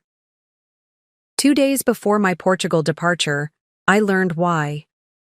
Jade called, not texted, not emailed, but actually placed a voice call, something she rarely did. "Haley, I'm calling about the beach house," she said, her tone carefully pleasant. "We need to use it the week after Lake Tahoe." I nearly dropped the phone in surprise. After everything that had happened, after all the accusations and manipulations, they were asking to use my property? "The beach house isn't available," I said once I'd recovered my composure. "Why would you need it anyway? Won't you be tired of vacation after a week at the lake?" Jade's pleasant tone slipped slightly. "Your father has some important clients coming to town. He promised them an oceanfront experience. Your house would be perfect." The audacity was breathtaking. My father, who had explicitly excluded me from the family vacation, who had attempted to use Carson's future as leverage against me, now wanted access to my home for his business purposes. "No," I said simply. "No?" She sounded genuinely shocked. "But you've always let us use the house before." "Things have changed." "This is important for your father's business, Haley. These clients could mean a huge commission. You know how much the family relies on those." The irony of her using the word family wasn't lost on me. "The beach house isn't available," I repeated. "You'll need to make other arrangements." "This is because of the Tahoe trip, isn't it?" Her voice hardened. "You're punishing your father because your feelings got hurt." "This isn't punishment, Jade. This is consequence. Dad made it clear I'm not part of the immediate family. I'm simply adjusting my behavior to match that reality. My resources aren't automatically available to people who don't consider me family when it's convenient for them." "That is the most childish—" "I have to go," I interrupted. "I'm packing for Portugal. I hope you find suitable accommodations for Dad's clients." I ended the call before she could respond, then immediately shut off my phone. I'd expected to feel guilty or anxious after refusing their request, but instead, I felt a surprising sense of calm. My boundaries were holding. I was no longer allowing myself to be used when it was convenient while being excluded when it wasn't. The why. Next day, as I finished my packing and prepared for my early morning flight, I received a text from an unknown number. It turned out to be from Sky, using a friend's phone since I'd muted the family group chat. "Dad says you're being selfish about the beach house, but Carson told me what happened with the music camp. I don't think you're selfish. I think you're brave." Her unexpected support brought tears to my eyes. 16-year-old Sky, seeing through the family narrative with more clarity than many of the adults. "Thank you, Sky," I texted back. "That means more than you know." As I zipped my suitcase closed that night, I felt a strange mixture of emotions: pride in my newfound strength, sadness for the family relationships that might never be what I'd hoped, and a tentative excitement for the journey ahead, both the literal one to Portugal and the figurative one toward a more authentic life. The pushback had been intense, as I'd expected. But unlike every other time in my life, I hadn't crumbled under the pressure. I hadn't sacrificed my needs for their comfort. I hadn't accepted less than I deserved in exchange for conditional inclusion. I was still standing. And in the morning, I would be flying. Not away from my problems, but toward a new understanding of what family could and should be. The morning of my departure for Portugal arrived with a crystalline clarity that seemed fitting for this new chapter in my life. As my rideshare driver loaded my suitcase into the trunk, I took one last look at my home, the sanctuary I'd built for myself, by myself, and felt a surge of pride. Whatever happened with my family, I had this. I had created something solid and beautiful through my own efforts. The drive to the airport was peaceful, the pre-dawn roads nearly empty. My phone remained blissfully silent.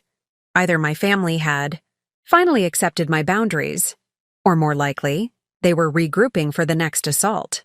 Either way, I had this moment of calm, this interlude before whatever came next. As we merged onto the highway, my mind drifted to another journey I'd taken years ago, one that held strange parallels to my current situation. I was 23, fresh out of college, and had just accepted my first real job at a small marketing firm in Seattle, a position that would take me away from my hometown and my family for the first time. Dad had been furious. "Seattle? That's a 5-hour drive. What's wrong with the firms here?" "The opportunity is better there," I'd explained, trying to contain my excitement about the offer. "And it's a chance to experience living in a different city." "This is about getting away from family, isn't it?" He'd fixed me with an accusatory stare. "From your responsibilities here." I had no responsibilities at home beyond the weekly family dinners my father insisted upon. Allison was in high school, Carson was 12, and Sky was 9, all well past the ages where they needed constant supervision. But in my father's mind, my presence was required, not for practical help, but for the family image he carefully maintained. "It's about starting my career," I'd insisted. "This is a great opportunity." Dad had launched into a litany of reasons why moving was selfish, impractical, and unnecessary. Jade had backed him up, suggesting I was running away rather than working through family issues. Even teenage Allison had piled on, asking dramatically who would help her prepare for college if I left. For weeks, the pressure had been relentless. Every family gathering became an intervention. Every phone call turned into a guilt trip. Dad enlisted relatives, family friends, even my former high school teachers to talk sense into me. The parallels to my current situation were striking. Then, as now, my desire for independence was framed as betrayal. My pursuit of my own path was cast as abandonment of family. My boundaries were interpreted as selfishness. But there was one crucial difference. Back then, I had eventually given in. After a month of constant pressure, I had called the Seattle firm and declined their offer, accepting instead a lower-paying position at a local agency where my father had connections. I had surrendered my dream of independence in exchange for family approval. I had prioritized their comfort over my own growth, and what had it gotten me? 3 years in a dead-end job where I was the boss's friend's daughter, rather than a valued employee based on my own merits. 3 more years living in my father's shadow, my decisions scrutinized, my independence curtailed. 3 years of weekly family dinners where I sat silently as Dad dominated the conversation, Jade managed everyone's behavior, and my half-siblings absorbed the unspoken message that my needs were secondary to the family's expectations. It had taken another 2 years after that to finally break free, to find a job in Monterey and move there despite my father's objections. By then, I was 28, having lost 5 crucial early career years to familial obligation. 5 years I could never get back. As the airport came into view, I made a silent promise to myself. Never again. Never again would I sacrifice my well-being for approval that was always conditional, always just out of reach. Never again would I shrink myself to fit into the narrow space my family allocated to me. At the terminal, I checked my bag and made my way through security, feeling lighter with each step. My Portugal adventure awaited. 10 days of exploration, beauty, and freedom. 10 days of being answerable only to myself and my own desires. Just before boarding, I turned my phone back, on to download my entertainment for the flight. A text from Dad appeared immediately. "Your refusal to let us use the beach house is childish and hurtful. We'll discuss this when you return." In the past, a message like this would have sent me into a spiral of anxiety and guilt. I would have spent the entire flight rehearsing explanations and apologies, strategizing how to make peace without completely surrendering my position. The ghost of that anxious, people-pleasing Haley whispered that maybe I should reconsider. That family harmony was worth any price. But now I recognized that voice for what it was. The echo of old patterns. The residue of years spent being trained to put others' needs before my own. With calm deliberation, I deleted the message without responding and turned my phone to airplane mode. As the plane taxied down the runway, another memory surfaced. This one, older, hazier, from the months after my mother died. I was 6, still, shell-shocked from her absence, and had been invited to a classmate's birthday party. I'd been excited about it for days, clinging to this normal childhood event amid the chaos of grief. On the morning of the party, Dad had announced we couldn't go. "Something's come up at work," he'd said distractedly.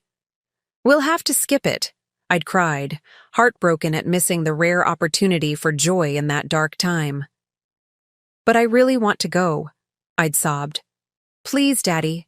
His response had been swift and cutting. "The world doesn't revolve around what you want, Haley. Sometimes we have to put other things first." That message, that my wants were inherently less important, that sacrifice was expected of me but not of him, had been reinforced countless times over the years. When I wanted to attend a summer arts program but Dad scheduled a family vacation during the same weeks. When I was accepted to my dream college but pressured to attend a local university instead. When I received a job offer abroad but was made to feel that even considering it was a betrayal. Again and again, the pattern repeated. My desires, my opportunities, my growth were secondary to family convenience and my father's comfort. It had become so ingrained that for years I didn't even question it. I simply accepted that this was my role, to accommodate, to acquiesce, to put myself last. But as the plane lifted off, carrying me away from the weight of those old expectations, I felt something long dormant unfurling within me. Hope. Hope that I could break these generational patterns. Hope that I could create a life defined by my own choices, rather than my father's expectations. Hope that I could build relationships based on mutual respect, rather than obligation and guilt. The past would always be part of me. Those echoes would never completely fade. But they no longer had to dictate my future. Like the airplane gaining altitude, I was rising above the limitations that had kept me tethered for so long. Portugal wasn't just a vacation. It was a declaration of independence. A statement that the pattern stopped here, with me, now. As the California coastline disappeared beneath a blanket of clouds, I closed my eyes and let go of the anxiety that had been my constant companion. In family matters. Whatever awaited me upon my return, more pushback, more guilt trips, more manipulation, I would face it with the strength of someone who knew her worth. The echoes of the past might still whisper, but they no longer controlled me. I was writing a new story now, one where I was the author rather than a supporting character in someone else's narrative. Portugal was everything I'd hoped for and more. The vibrant tiles of Porto, the rolling vineyards of the Douro Valley, the historic charm of Lisbon, each day brought new discoveries and quiet joys.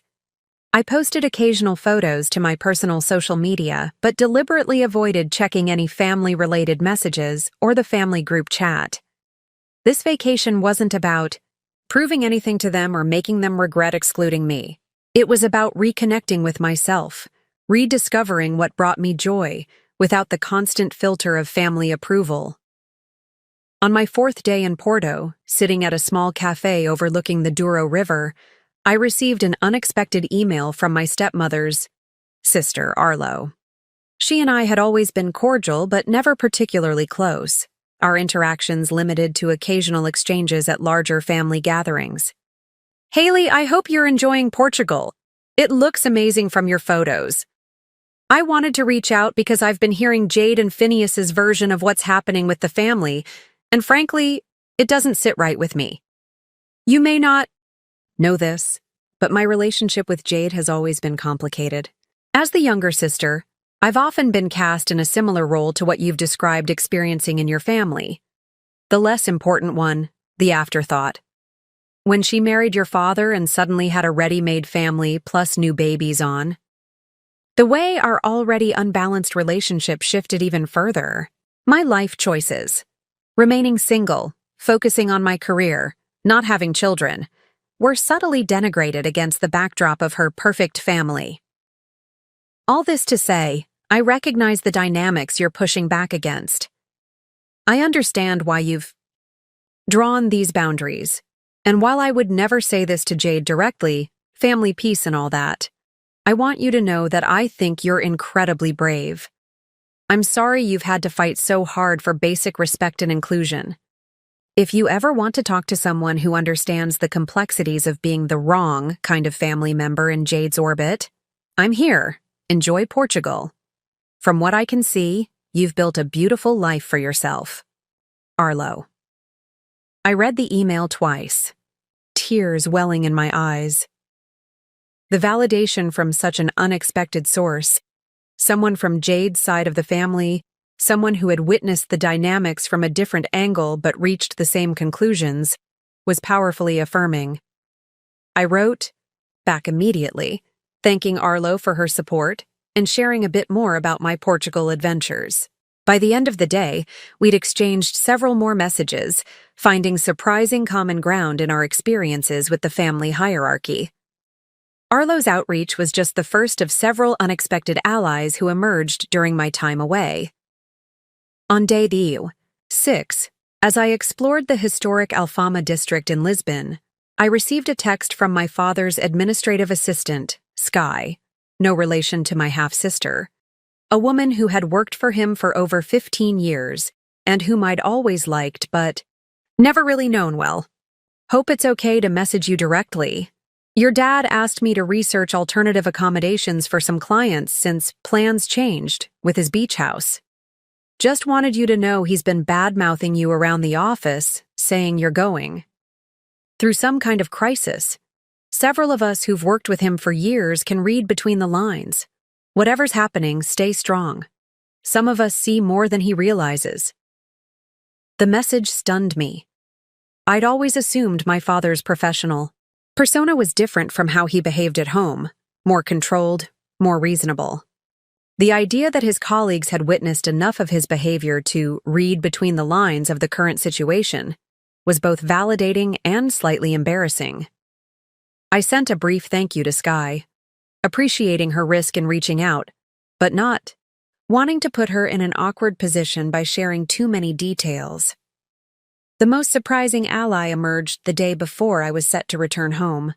I was having dinner at a small restaurant near my hotel when my phone rang with a number I didn't recognize. Normally, I would have let it go to voicemail, but something prompted me to answer. Haley? It's Jade's mother, Maureen. My heart sank. Maureen and I had always had a strained relationship at best. As Jade's mother, she had entered my life when I was 7, positioning herself as a grandmother figure while subtly reinforcing the message that I wasn't quite as important as her real grandchildren. Hello, Maureen, I said cautiously. Is everything okay? Everything's fine, she assured me quickly. I'm calling because, well, this is difficult for me to say, but I owe you an apology. Of all the things I'd expected her to say, an apology wasn't even on the list. An apology? Yes. She took an audible breath. I've not been fair to you over the years. When Jade married your father, I was so excited about being a grandmother that I didn't stop to consider what you had lost. Your mother was gone, and instead of being an additional source of love and support in your life, I focused entirely on the new babies when they came along. I sat in stunned silence as she continued. I'm ashamed to admit this, but I think I viewed you as competition, in a way. For Jade's attention, for Phineas's resources, you were a reminder of his previous life, previous commitments. So I participated in pushing you to the margins of the family, treating you as less deserving of attention and care. It was wrong of me, and I'm truly sorry. What? What brought this on? I finally managed to ask. Believe it or not, it was something Carson said. Her voice softened. He called me last week, very upset about this whole vacation situation. He said something that struck me deeply, that you were the only person in the family who treated him like an individual rather than an extension of his parents. That made me reflect on how I've treated you all these years, and I didn't like what I saw. The thought of 17-year-old Carson standing up for me to his grandmother, risking disapproval to speak truth about family dynamics, brought fresh tears to my eyes. I appreciate you saying this, Maureen. It means a lot. I know. An apology doesn't erase years of behavior, she acknowledged. But I wanted you to know that I see it now, and I respect the boundaries you're setting, even if Jade and Phineas don't understand them yet. After we hung up, I sat at my table long after my meal was finished, processing this unexpected conversation. Maureen's apology couldn't undo the past, but it represented something I'd never truly experienced from my father's side of the family. Accountability. The simple acknowledgement that their treatment of me had been unfair and hurtful felt revolutionary. That night, as I packed for my return journey, I reflected on how much had changed in just a few short weeks. By standing firm in my truth, by refusing to accept the unacceptable any longer, I had not only begun healing myself, but had somehow created space for others to reflect on their own roles in the family dynamic. Arlo, Office Sky, Maureen, 3. People who had witnessed the patterns from different vantage points, and had independently reached similar conclusions about the unfairness of my position. Their support didn't erase the hurt or magically fix the deeper issues with my father and Jade, but it reassured me that I wasn't crazy, that I wasn't too sensitive, that what I had experienced was real and valid. As I zipped my suitcase closed, I realized something important. I was not alone. The narrative my father had tried to establish, that I was the problem, that I was being selfish and unreasonable, hadn't convinced everyone. There were people who saw through it, who recognized the truth even when it wasn't convenient or comfortable. For someone who had spent most of her life feeling isolated within her own family, this realization was profoundly healing. I might be returning to face more conflict, more pushback, more attempts to bring me back into the old patterns, but I would be doing so with the knowledge that others stood with me, even if silently or from a distance. The unexpected allies had given me something beyond validation. They had given me hope that change was possible, that speaking truth could create ripples beyond my own immediate experience, that perhaps, in time, different kinds of relationships could emerge from the ashes of the old ones. I fell asleep that night with a sense of peace I hadn't expected to find on this journey. Portugal had given me beauty, adventure, and self-discovery, but these unexpected connections had given me something equally valuable, the knowledge that I wasn't fighting alone. Returning home from Portugal felt like stepping between worlds. For 10 days, I had existed in a space of my own making, free from family expectations and old patterns. Now, as my plane touched down in California, reality awaited, along with whatever fallout had accumulated during my absence. I turned on my phone as soon as we landed, bracing myself for the inevitable barrage of messages.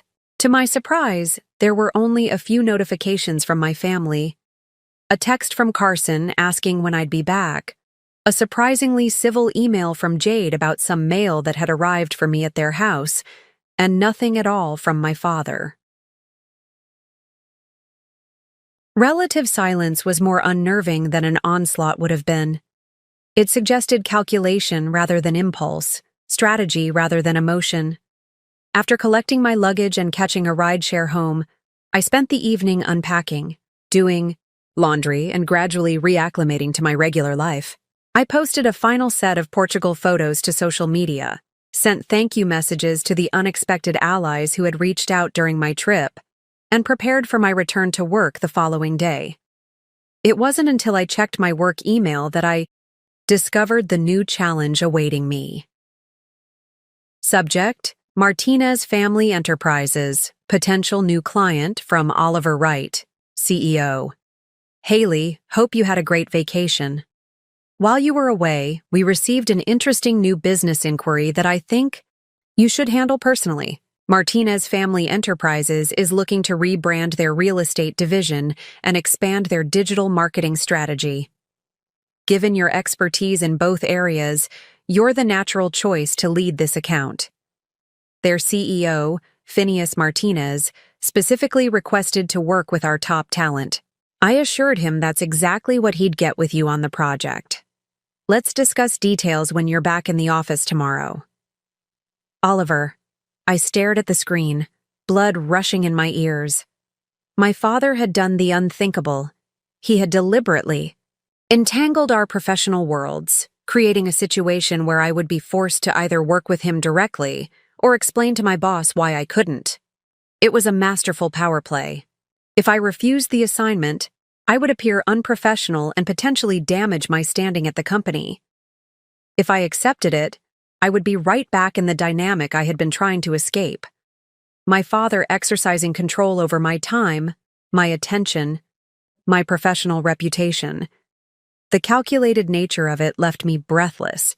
He must have researched my company, reached out while I was away to ensure I couldn't intervene, and positioned the opportunity in a way my boss couldn't refuse. All to force me back into orbit around him on his terms. I closed my laptop and walked out to the deck, needing the open air to think clearly. The ocean stretched before me, dark and vast in the night. The rhythmic crash of waves usually soothing but now barely registering through my churning thoughts. What were my options? I could accept the assignment and try to maintain professional boundaries, though history suggested that would be nearly impossible with my father involved. I could refuse it and risk my professional standing. I could go to Oliver with a partial explanation of the conflict of interest, though that would mean bringing personal issues into my workplace, something I had always strenuously avoided. None of the options felt good. Each carried significant potential costs, either to my hard-won boundaries or to my career. I slept poorly that night, waking repeatedly to consider and reconsider my approach. By morning, I had settled on a strategy. Not a perfect one, but the best I could devise under the circumstances. At the office, I requested a private meeting with Oliver before the day's scheduled activities began. "Welcome back," he greeted me warmly. "Portugal looks amazing from your photos. Ready to dive into the Martinez project? It could be a significant account for us." "About that," I said carefully, "I need to disclose something important. Phineas Martinez is my father." Oliver's eyebrows shot up. "Your father? Why didn't you mention this before?" "We're not close," I explained, keeping my tone neutral. "And I've always been careful to maintain separation between my personal and professional lives." "I see," Oliver said, though his expression suggested he didn't entirely. "Well, this could actually be an advantage. Inside knowledge of the company, family connection to the CEO." "Actually," I interrupted gently, "it presents some complications. There's a reason I've kept my professional and family lives separate. The dynamic between my father and me can be challenging." Oliver leaned back in his chair, studying me.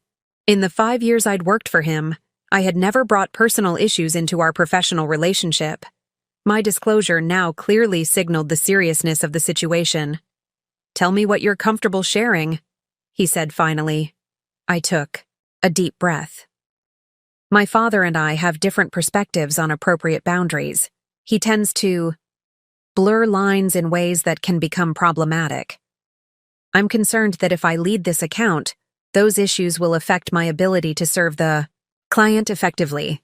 "You think he sought out our company specifically because you work here?" "I'm certain of it," I said. "And not because he wants to support my career."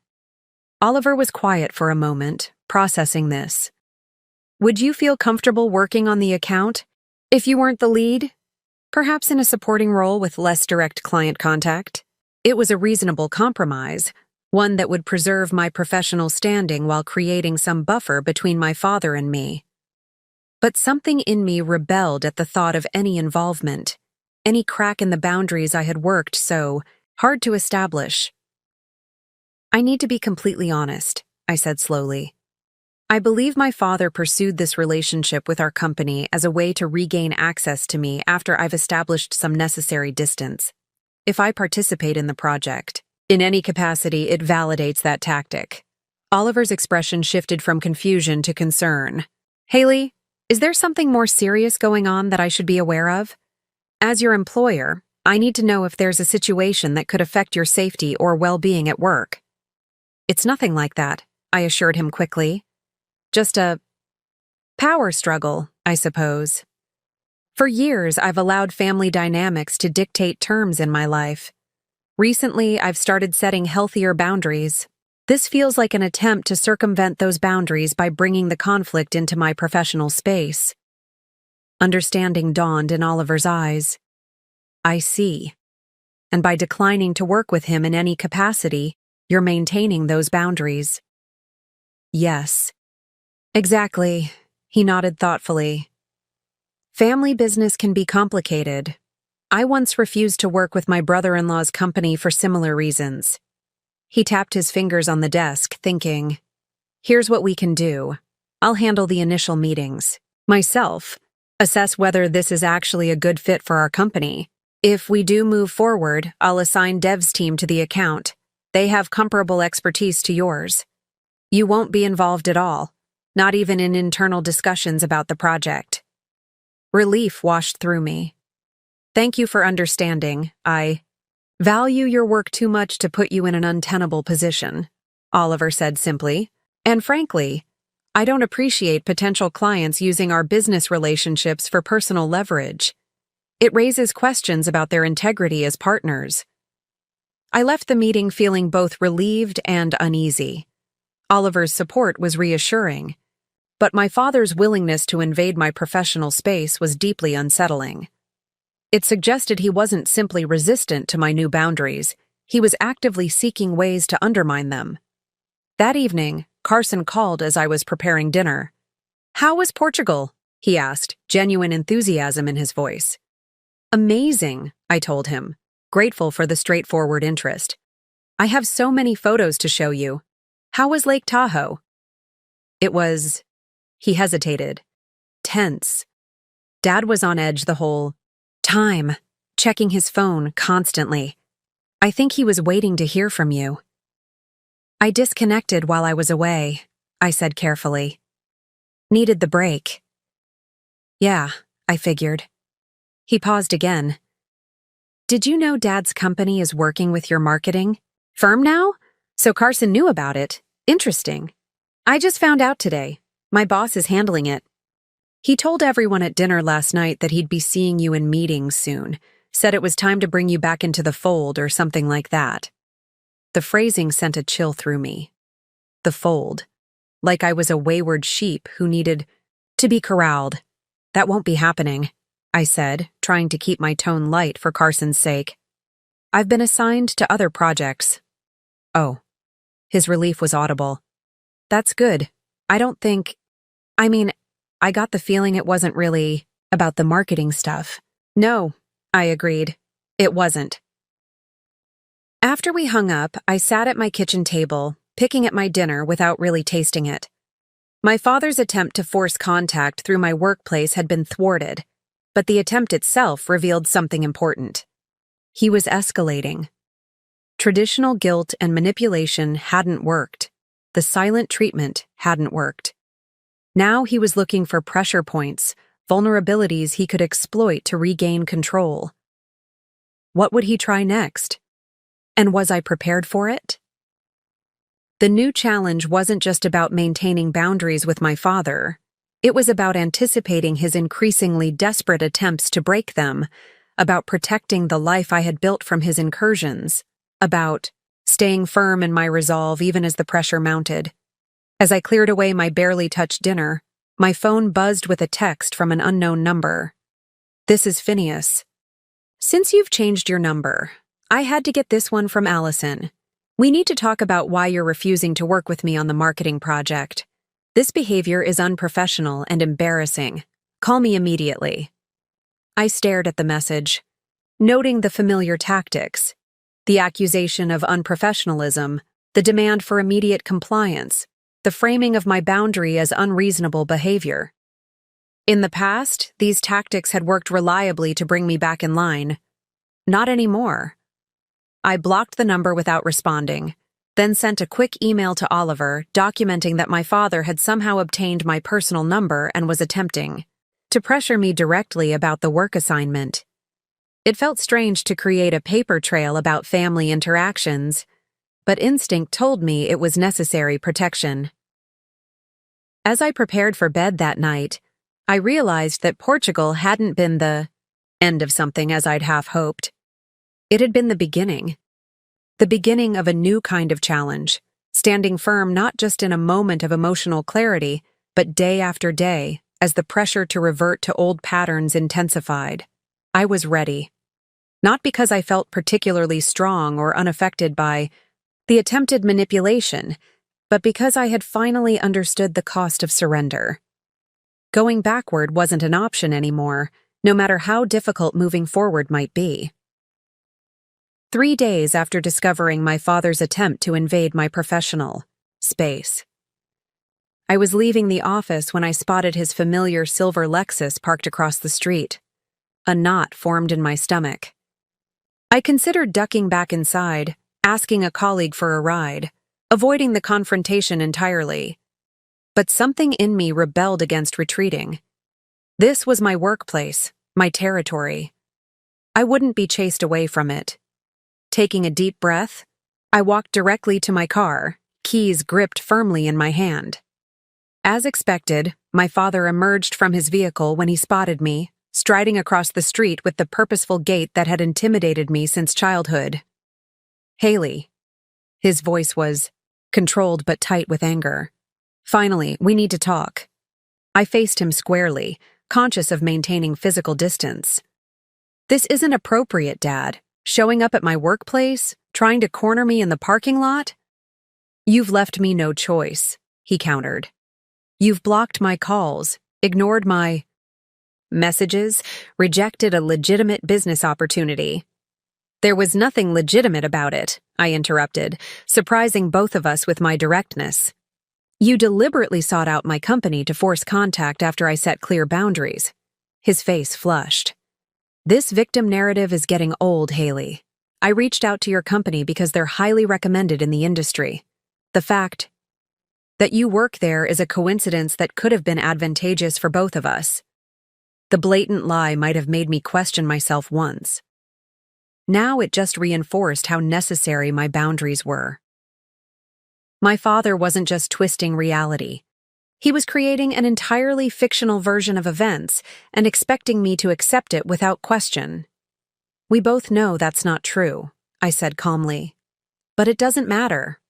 I'm not discussing this here, in my company parking lot." "Then where? You've made yourself completely unavailable.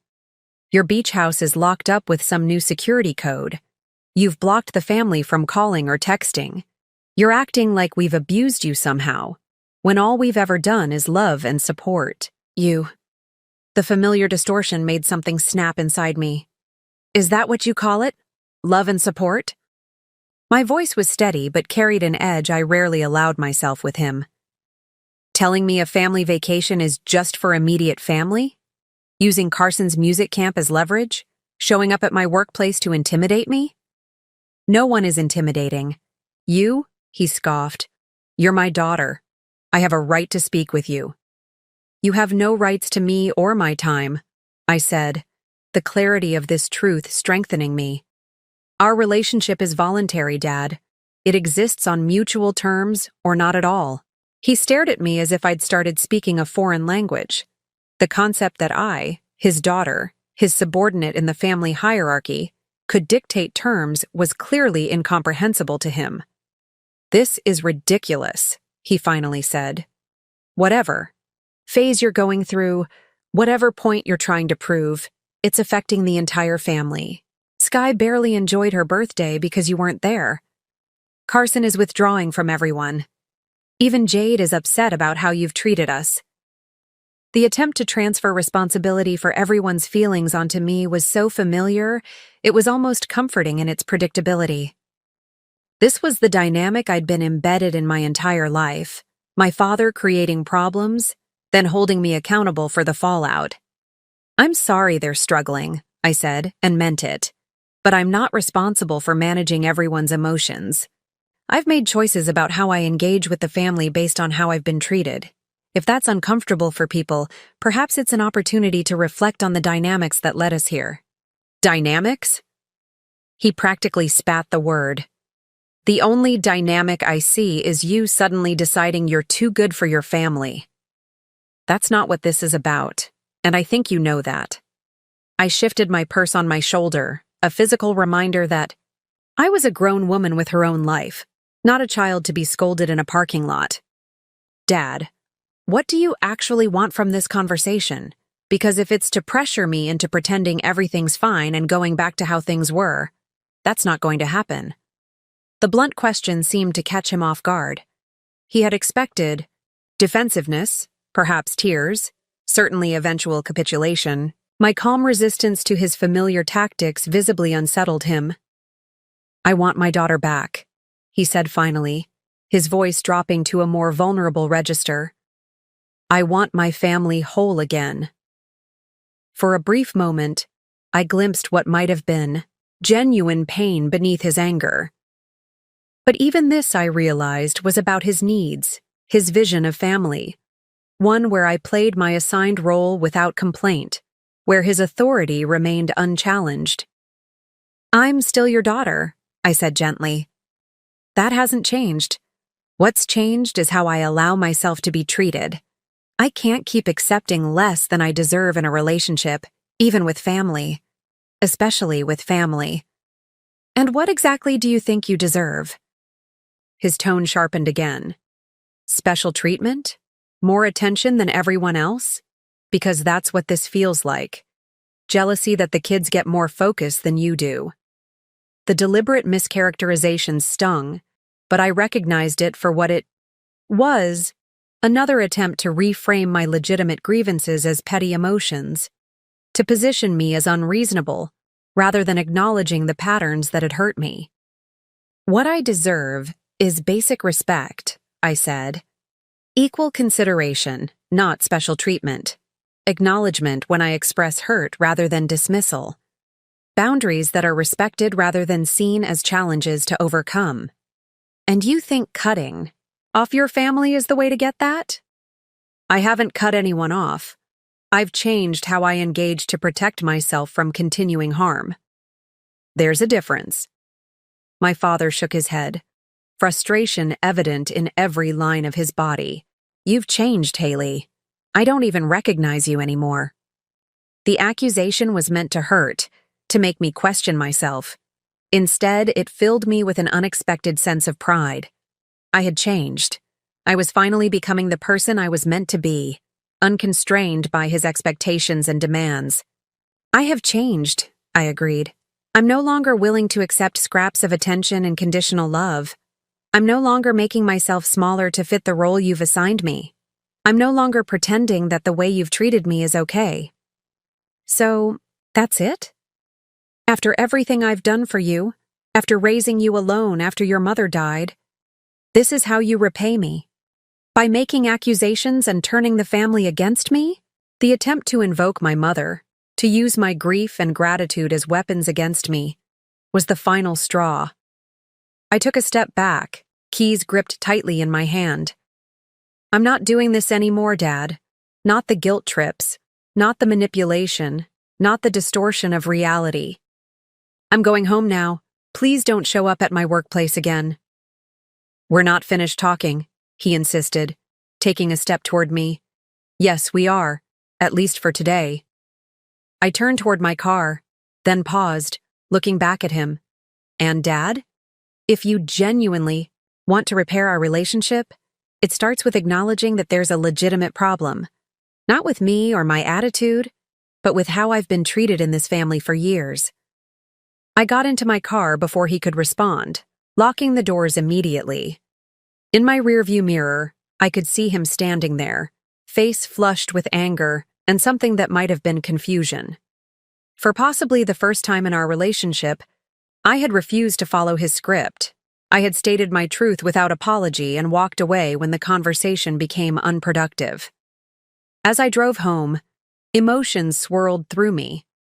Pride in my newfound strength, sadness for the relationship I had, always wanted but never had, fear of what might come next in this escalating conflict. But beneath it all was a steady, quiet certainty. I had faced him directly, on my terms, and I had remained true to myself. Whatever came next, I could handle it. I was no longer the frightened child desperate for approval, no longer the young woman willing to sacrifice her needs for family harmony. I was Haley, whole and complete in herself, worthy of respect and genuine love. The confrontation hadn't resolved anything. My father was far from accepting my perspective or acknowledging his role in our dysfunctional dynamic. But it had confirmed something important. I could stand my ground, speak my truth, and walk away intact. And that, I realized, was a victory in itself. The confrontation with my father in the parking lot marked a turning point. Having faced him directly and maintained my boundaries, I felt a new strength taking root within me. But I also knew better than to expect a quick resolution or sudden understanding from him. This was only the beginning of what would likely be a prolonged struggle for autonomy. Sure enough, the next few weeks brought escalating attempts to break through my defenses. First came the flying monkeys, well-meaning but misguided relatives and family friends who reached out with concerned messages about healing the rift. My father's college roommate called to tell me life was too short for family estrangement. My father's sister emailed suggesting I was being unnecessarily harsh with a man who had sacrificed everything to raise me after my mother died. Even my childhood piano teacher somehow got involved, sending a card expressing hope that I would find my way back to the loving family, who missed me. I responded to each intervention with the same calm clarity. This wasn't about punishment or estrangement, but about establishing healthier patterns of interaction. I wasn't cutting anyone off. I was simply requiring basic respect and equal consideration. If that felt like rejection to my father, perhaps it was worth examining why my self-respect threatened him so deeply. When the flying monkeys failed to move me, the tactics shifted to more direct pressure. Jade sent a carefully worded email about my father's upcoming 60th birthday celebration, a milestone event I hadn't even known was being planned. We're gathering the entire family at the lake house the first weekend in August, she wrote. Everyone is asking if you'll be there. Your father would never say this, but it would mean the world to him to have all his children present on this special occasion. Please don't let recent disagreements stand in the way of celebrating this important milestone. The phrasing was deliberately manipulative, positioning my potential absence as petty and damaging, invoking all his children to emphasize family unity, while conveniently ignoring how recently I'd been explicitly excluded from that very category. It was also clearly designed to corner me, refuse to attend and prove I was the unreasonable one, or attend and effectively reset the relationship to its previous dysfunctional pattern. I sat with the invitation for several days, checking in with myself about what felt right rather than what felt expected. Eventually, I responded with a middle path. Thank you for letting me know about Dad's birthday celebration. I won't be able to attend the full weekend at the lake house, but I'd like to take Dad to lunch the following week to celebrate one-on-one. Please let me know if that would work with his schedule. It was a genuine offer. I was willing to acknowledge the milestone and spend time with my father in a controlled setting with clear boundaries. But it was also a statement. I would no longer pretend that group family events were safe or comfortable. Spaces for me, Jade's response was predictably dismissive. That's disappointing. A private lunch isn't the same as being part of the family celebration. I'll tell your father, but he'll be hurt by your choice. In the past, that kind of message would have sent me into a spiral of guilt and self-doubt. Now, I simply noted the manipulation, the assertion that my compromise was inadequate, the preemptive assignment of hurt feelings, the implication that I was deliberately causing pain rather than protecting myself from it. I didn't engage further. The offer stood, a birthday lunch, a reasonable acknowledgement of the occasion without sacrificing my boundaries. My father could accept it or not. That was his choice to make. When that approach failed to bring me back into line, the tactics escalated again. This time, it was financial pressure. I received an official-looking letter from my father's attorney regarding the beach house. According to the document, my father was claiming he had contributed a significant portion of the down payment as a family investment and was now requesting either financial compensation or partial ownership rights. It was an outrageous claim. I had purchased the property entirely with my own savings and mortgage. My father had not contributed a single penny. In fact, he had tried to talk me out of buying it, calling it too expensive and unnecessary at the time. The legal threat was clearly intended to intimidate me, to demonstrate that my father could and would use his greater resources to punish my independence if necessary.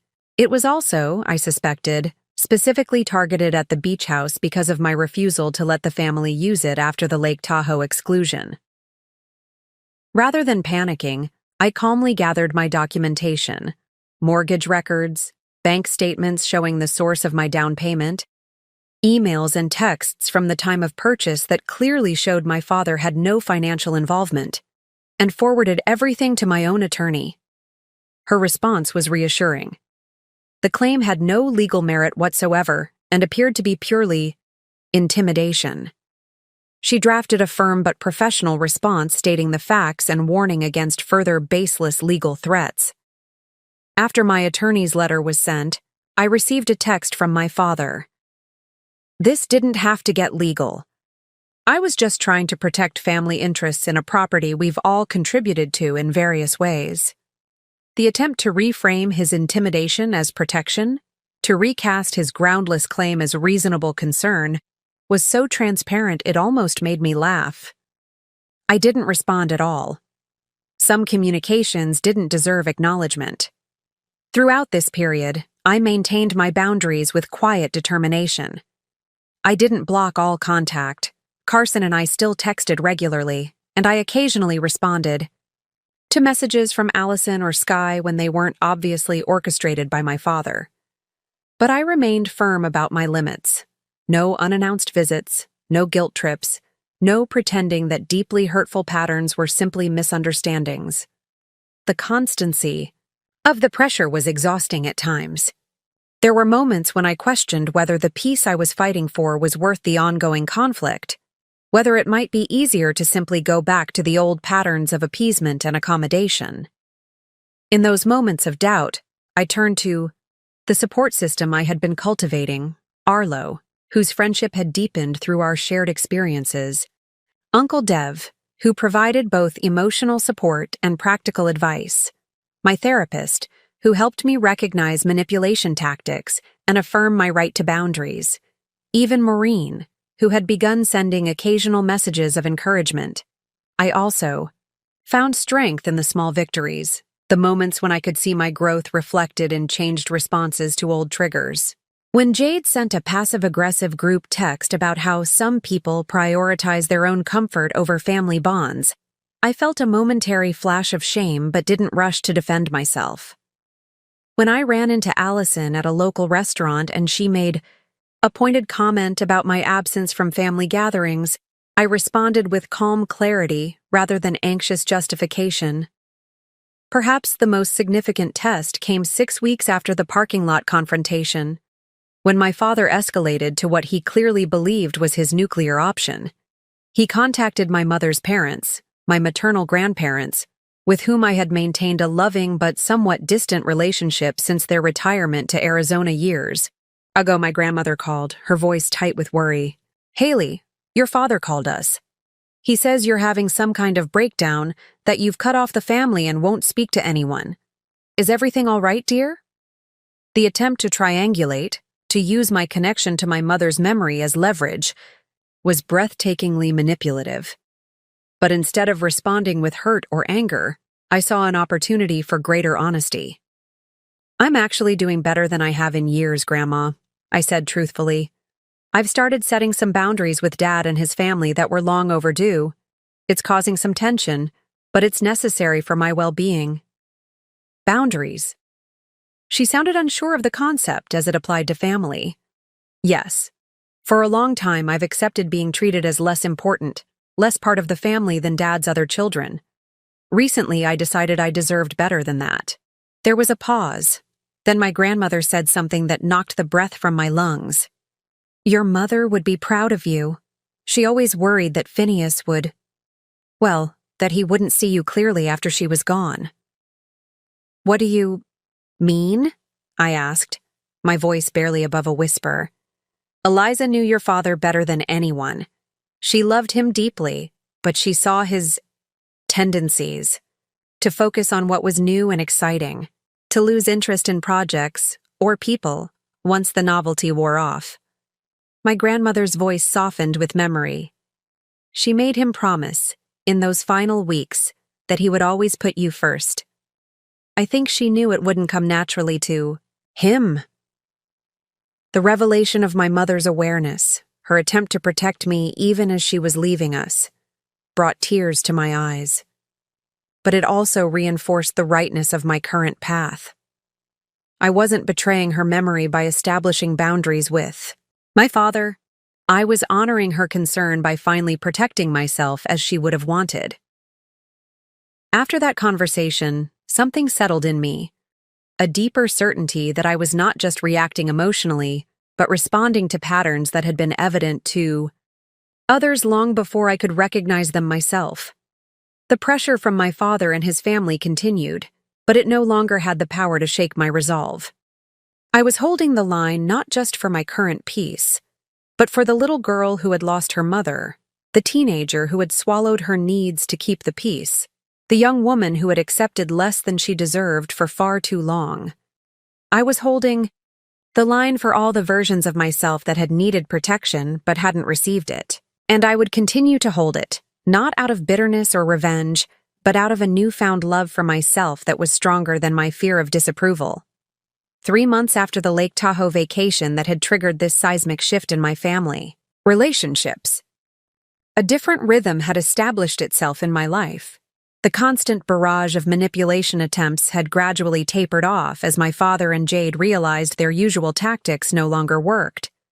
The frequent flying monkeys had reduced to occasional check-ins. The emotional intensity had ebbed, leaving space for a new kind of equilibrium. I had lunch with my father for his 60th birthday, as I'd offered. We met at a neutral restaurant halfway between our homes, the public setting helping to keep interactions civil. The conversation was strained but not hostile. We spoke mostly of surface topics, avoiding the deeper issues that remained unresolved. When he made a pointed comment about the beach house, I calmly changed the subject. When he suggested I join an upcoming family dinner to put all this nonsense behind us, I simply said I wasn't ready for that yet, but appreciated the invitation. It wasn't a reconciliation, but it was a civil interaction that maintained my boundaries without severing the relationship entirely. It felt like the most realistic outcome given his continued unwillingness to acknowledge the patterns that had led to our current situation. My relationships with my half-siblings had evolved in divergent ways. Allison, always the most aligned, with our father's perspective, had largely withdrawn, our communications reduced to occasional likes on social media posts. Sky, surprisingly, had begun reaching out independently, texting me about school projects, asking advice about college applications, maintaining a connection that was tentatively developing its own footing outside the family power structure. Carson. And I had grown closer through the upheaval. At 17, he was increasingly able to see the family dynamics clearly and form his own opinions. We had dinner every few weeks, just the two of us, building a relationship based on genuine connection rather than obligatory family ties. My professional life flourished in the space created by healthier boundaries. Free from frequent family interruptions and emotional drainage, I secured a major new client and received a substantial promotion at work. The beach house, once a constant revolving door of family use, became truly mine. A sanctuary where I could invite friends for weekend getaways, host small dinner parties, or simply enjoy solitude without fear of unannounced visitors. I resumed occasional contact with extended family members who had shown respect for my boundaries, including a deepening friendship with Aunt Arlo that was evolving into a meaningful connection independent of her relationship with Jade. Uncle Dev and I spoke weekly, rebuilding a relationship that felt increasingly important as I reconstructed my understanding of my early childhood and my mother's memory. The most significant change, however, was internal. The constant background anxiety that had been my lifelong companion, the fear of disapproval, the compulsive need to check my phone for family messages, the automatic prioritization of others' needs over my own, had receded dramatically. In its place was a growing sense of confidence in my own judgment and worth. Was it perfect? No. There were still difficult days, still moments when old guilt surfaced, still occasional new attempts at manipulation that required fresh responses. But these were ripples on the surface of a life that had fundamentally transformed. This new normal wasn't defined by the absence of my original family, but by the presence of healthier relationships, with them when possible, with others when not, and most importantly, with myself. 1 year to the day after the group chat message that had started it all, that moment when I discovered I wasn't included in the immediate family vacation plans, I sat on my deck watching the sunset over Monterey Bay. The anniversary hadn't gone unnoticed. I had deliberately taken the day off work to reflect on the journey of the past 12 months. So much had changed in a single year. External circumstances, certainly. Relationships reconfigured, boundaries established, patterns broken. But the most profound changes had been internal. The shifts in perspective that had allowed me to see clearly what had been obscured for decades by guilt, obligation, and desperate hope for approval. The wisdom gained through this challenging year could be distilled into several truths that I now carried with me. First, I had learned that love without respect is not really love at all. True love sees the other person clearly and honors their autonomy. It doesn't demand submission, doesn't withhold affection as punishment, doesn't treat the relationship as conditional upon compliance. What my father had offered was not love, but control disguised as care, possession masked as protection. Second, I had discovered that family is defined by behavior, not blood. The accident of birth or marriage creates biological or legal connections, but family, true family, is built through consistent acts of respect, support, and genuine care. Some of my blood relatives had proven themselves incapable of family behavior. Some non-relatives, like Arlo and friends who had supported me through the year's challenges, had demonstrated what family should truly mean. Third, I had finally understood that boundaries are not punishments inflicted on others, but protection extended to oneself. Every time I had maintained a limit despite pressure or guilt, I was not rejecting my father, but respecting myself. This perspective transformed boundaries from negative to positive, from weapons to shields. Fourth, I had realized that I could not heal relationships by allowing them to harm me. For years, I had sacrificed my well-being in hopes that enough self-erasure would eventually earn me the love and inclusion I craved. But meaningful connection could never grow from such unbalanced soil. Only by standing firmly in my truth could I create the possibility of healthier relationships, even if that meant some relationships might not survive the transition. Finally, and perhaps most importantly, I had learned that I was enough, exactly as I was, without contortion or apology. My worth was inherent, not earned through usefulness or compliance. My voice deserved to be heard. My needs deserved consideration. My boundaries deserved respect. This truth, so simple yet so elusive for most of my life, had become the foundation upon which everything else now rested. As the last rays of sun disappeared below the horizon, I thought about the beach house, the property that had become such a flashpoint in the family conflict. My father had seen it as a resource to which he was entitled access. I had finally recognized it as a symbol of my independence, a physical manifestation of boundaries that deserved protection. Just that morning, I had received an email from my father. Brief, somewhat stiff, but noticeably lacking the manipulative tactics that had characterized his communications for most of the past year. Haley, I've been reflecting on things. While I still don't understand or agree with many of your choices this past year, I recognize that my approach hasn't helped the situation. Jade and I are planning a small gathering for Thanksgiving. If you're comfortable attending, you'd be welcome. If not, perhaps we could arrange a different time to meet. Your father. It wasn't an apology. It wasn't an acknowledgement of the patterns I had named, but it was perhaps a small step toward meeting me where I now stood rather than demanding I return to where I had been. I hadn't responded yet. I would, after giving it proper thought and checking in with myself about what felt right. But the fact that I could receive such a message without immediate anxiety, without automatic guilt, without the compulsive need to reply instantly and soothe his feelings, that itself was evidence of how far I had come. The darkness settled around me, stars appearing one by one in the clear night sky. I wasn't the same person I had been a year ago. I was stronger, clearer, more authentically myself. Whatever happened with my family going forward, whether relationships slowly rebuilt on healthier foundations or remained distant with occasional contact, I would never go back to accepting less than I deserved. That was the ultimate wisdom. Gained, the quiet, unshakable certainty that I mattered, that I was, and always had been, a real child, deserving of real love.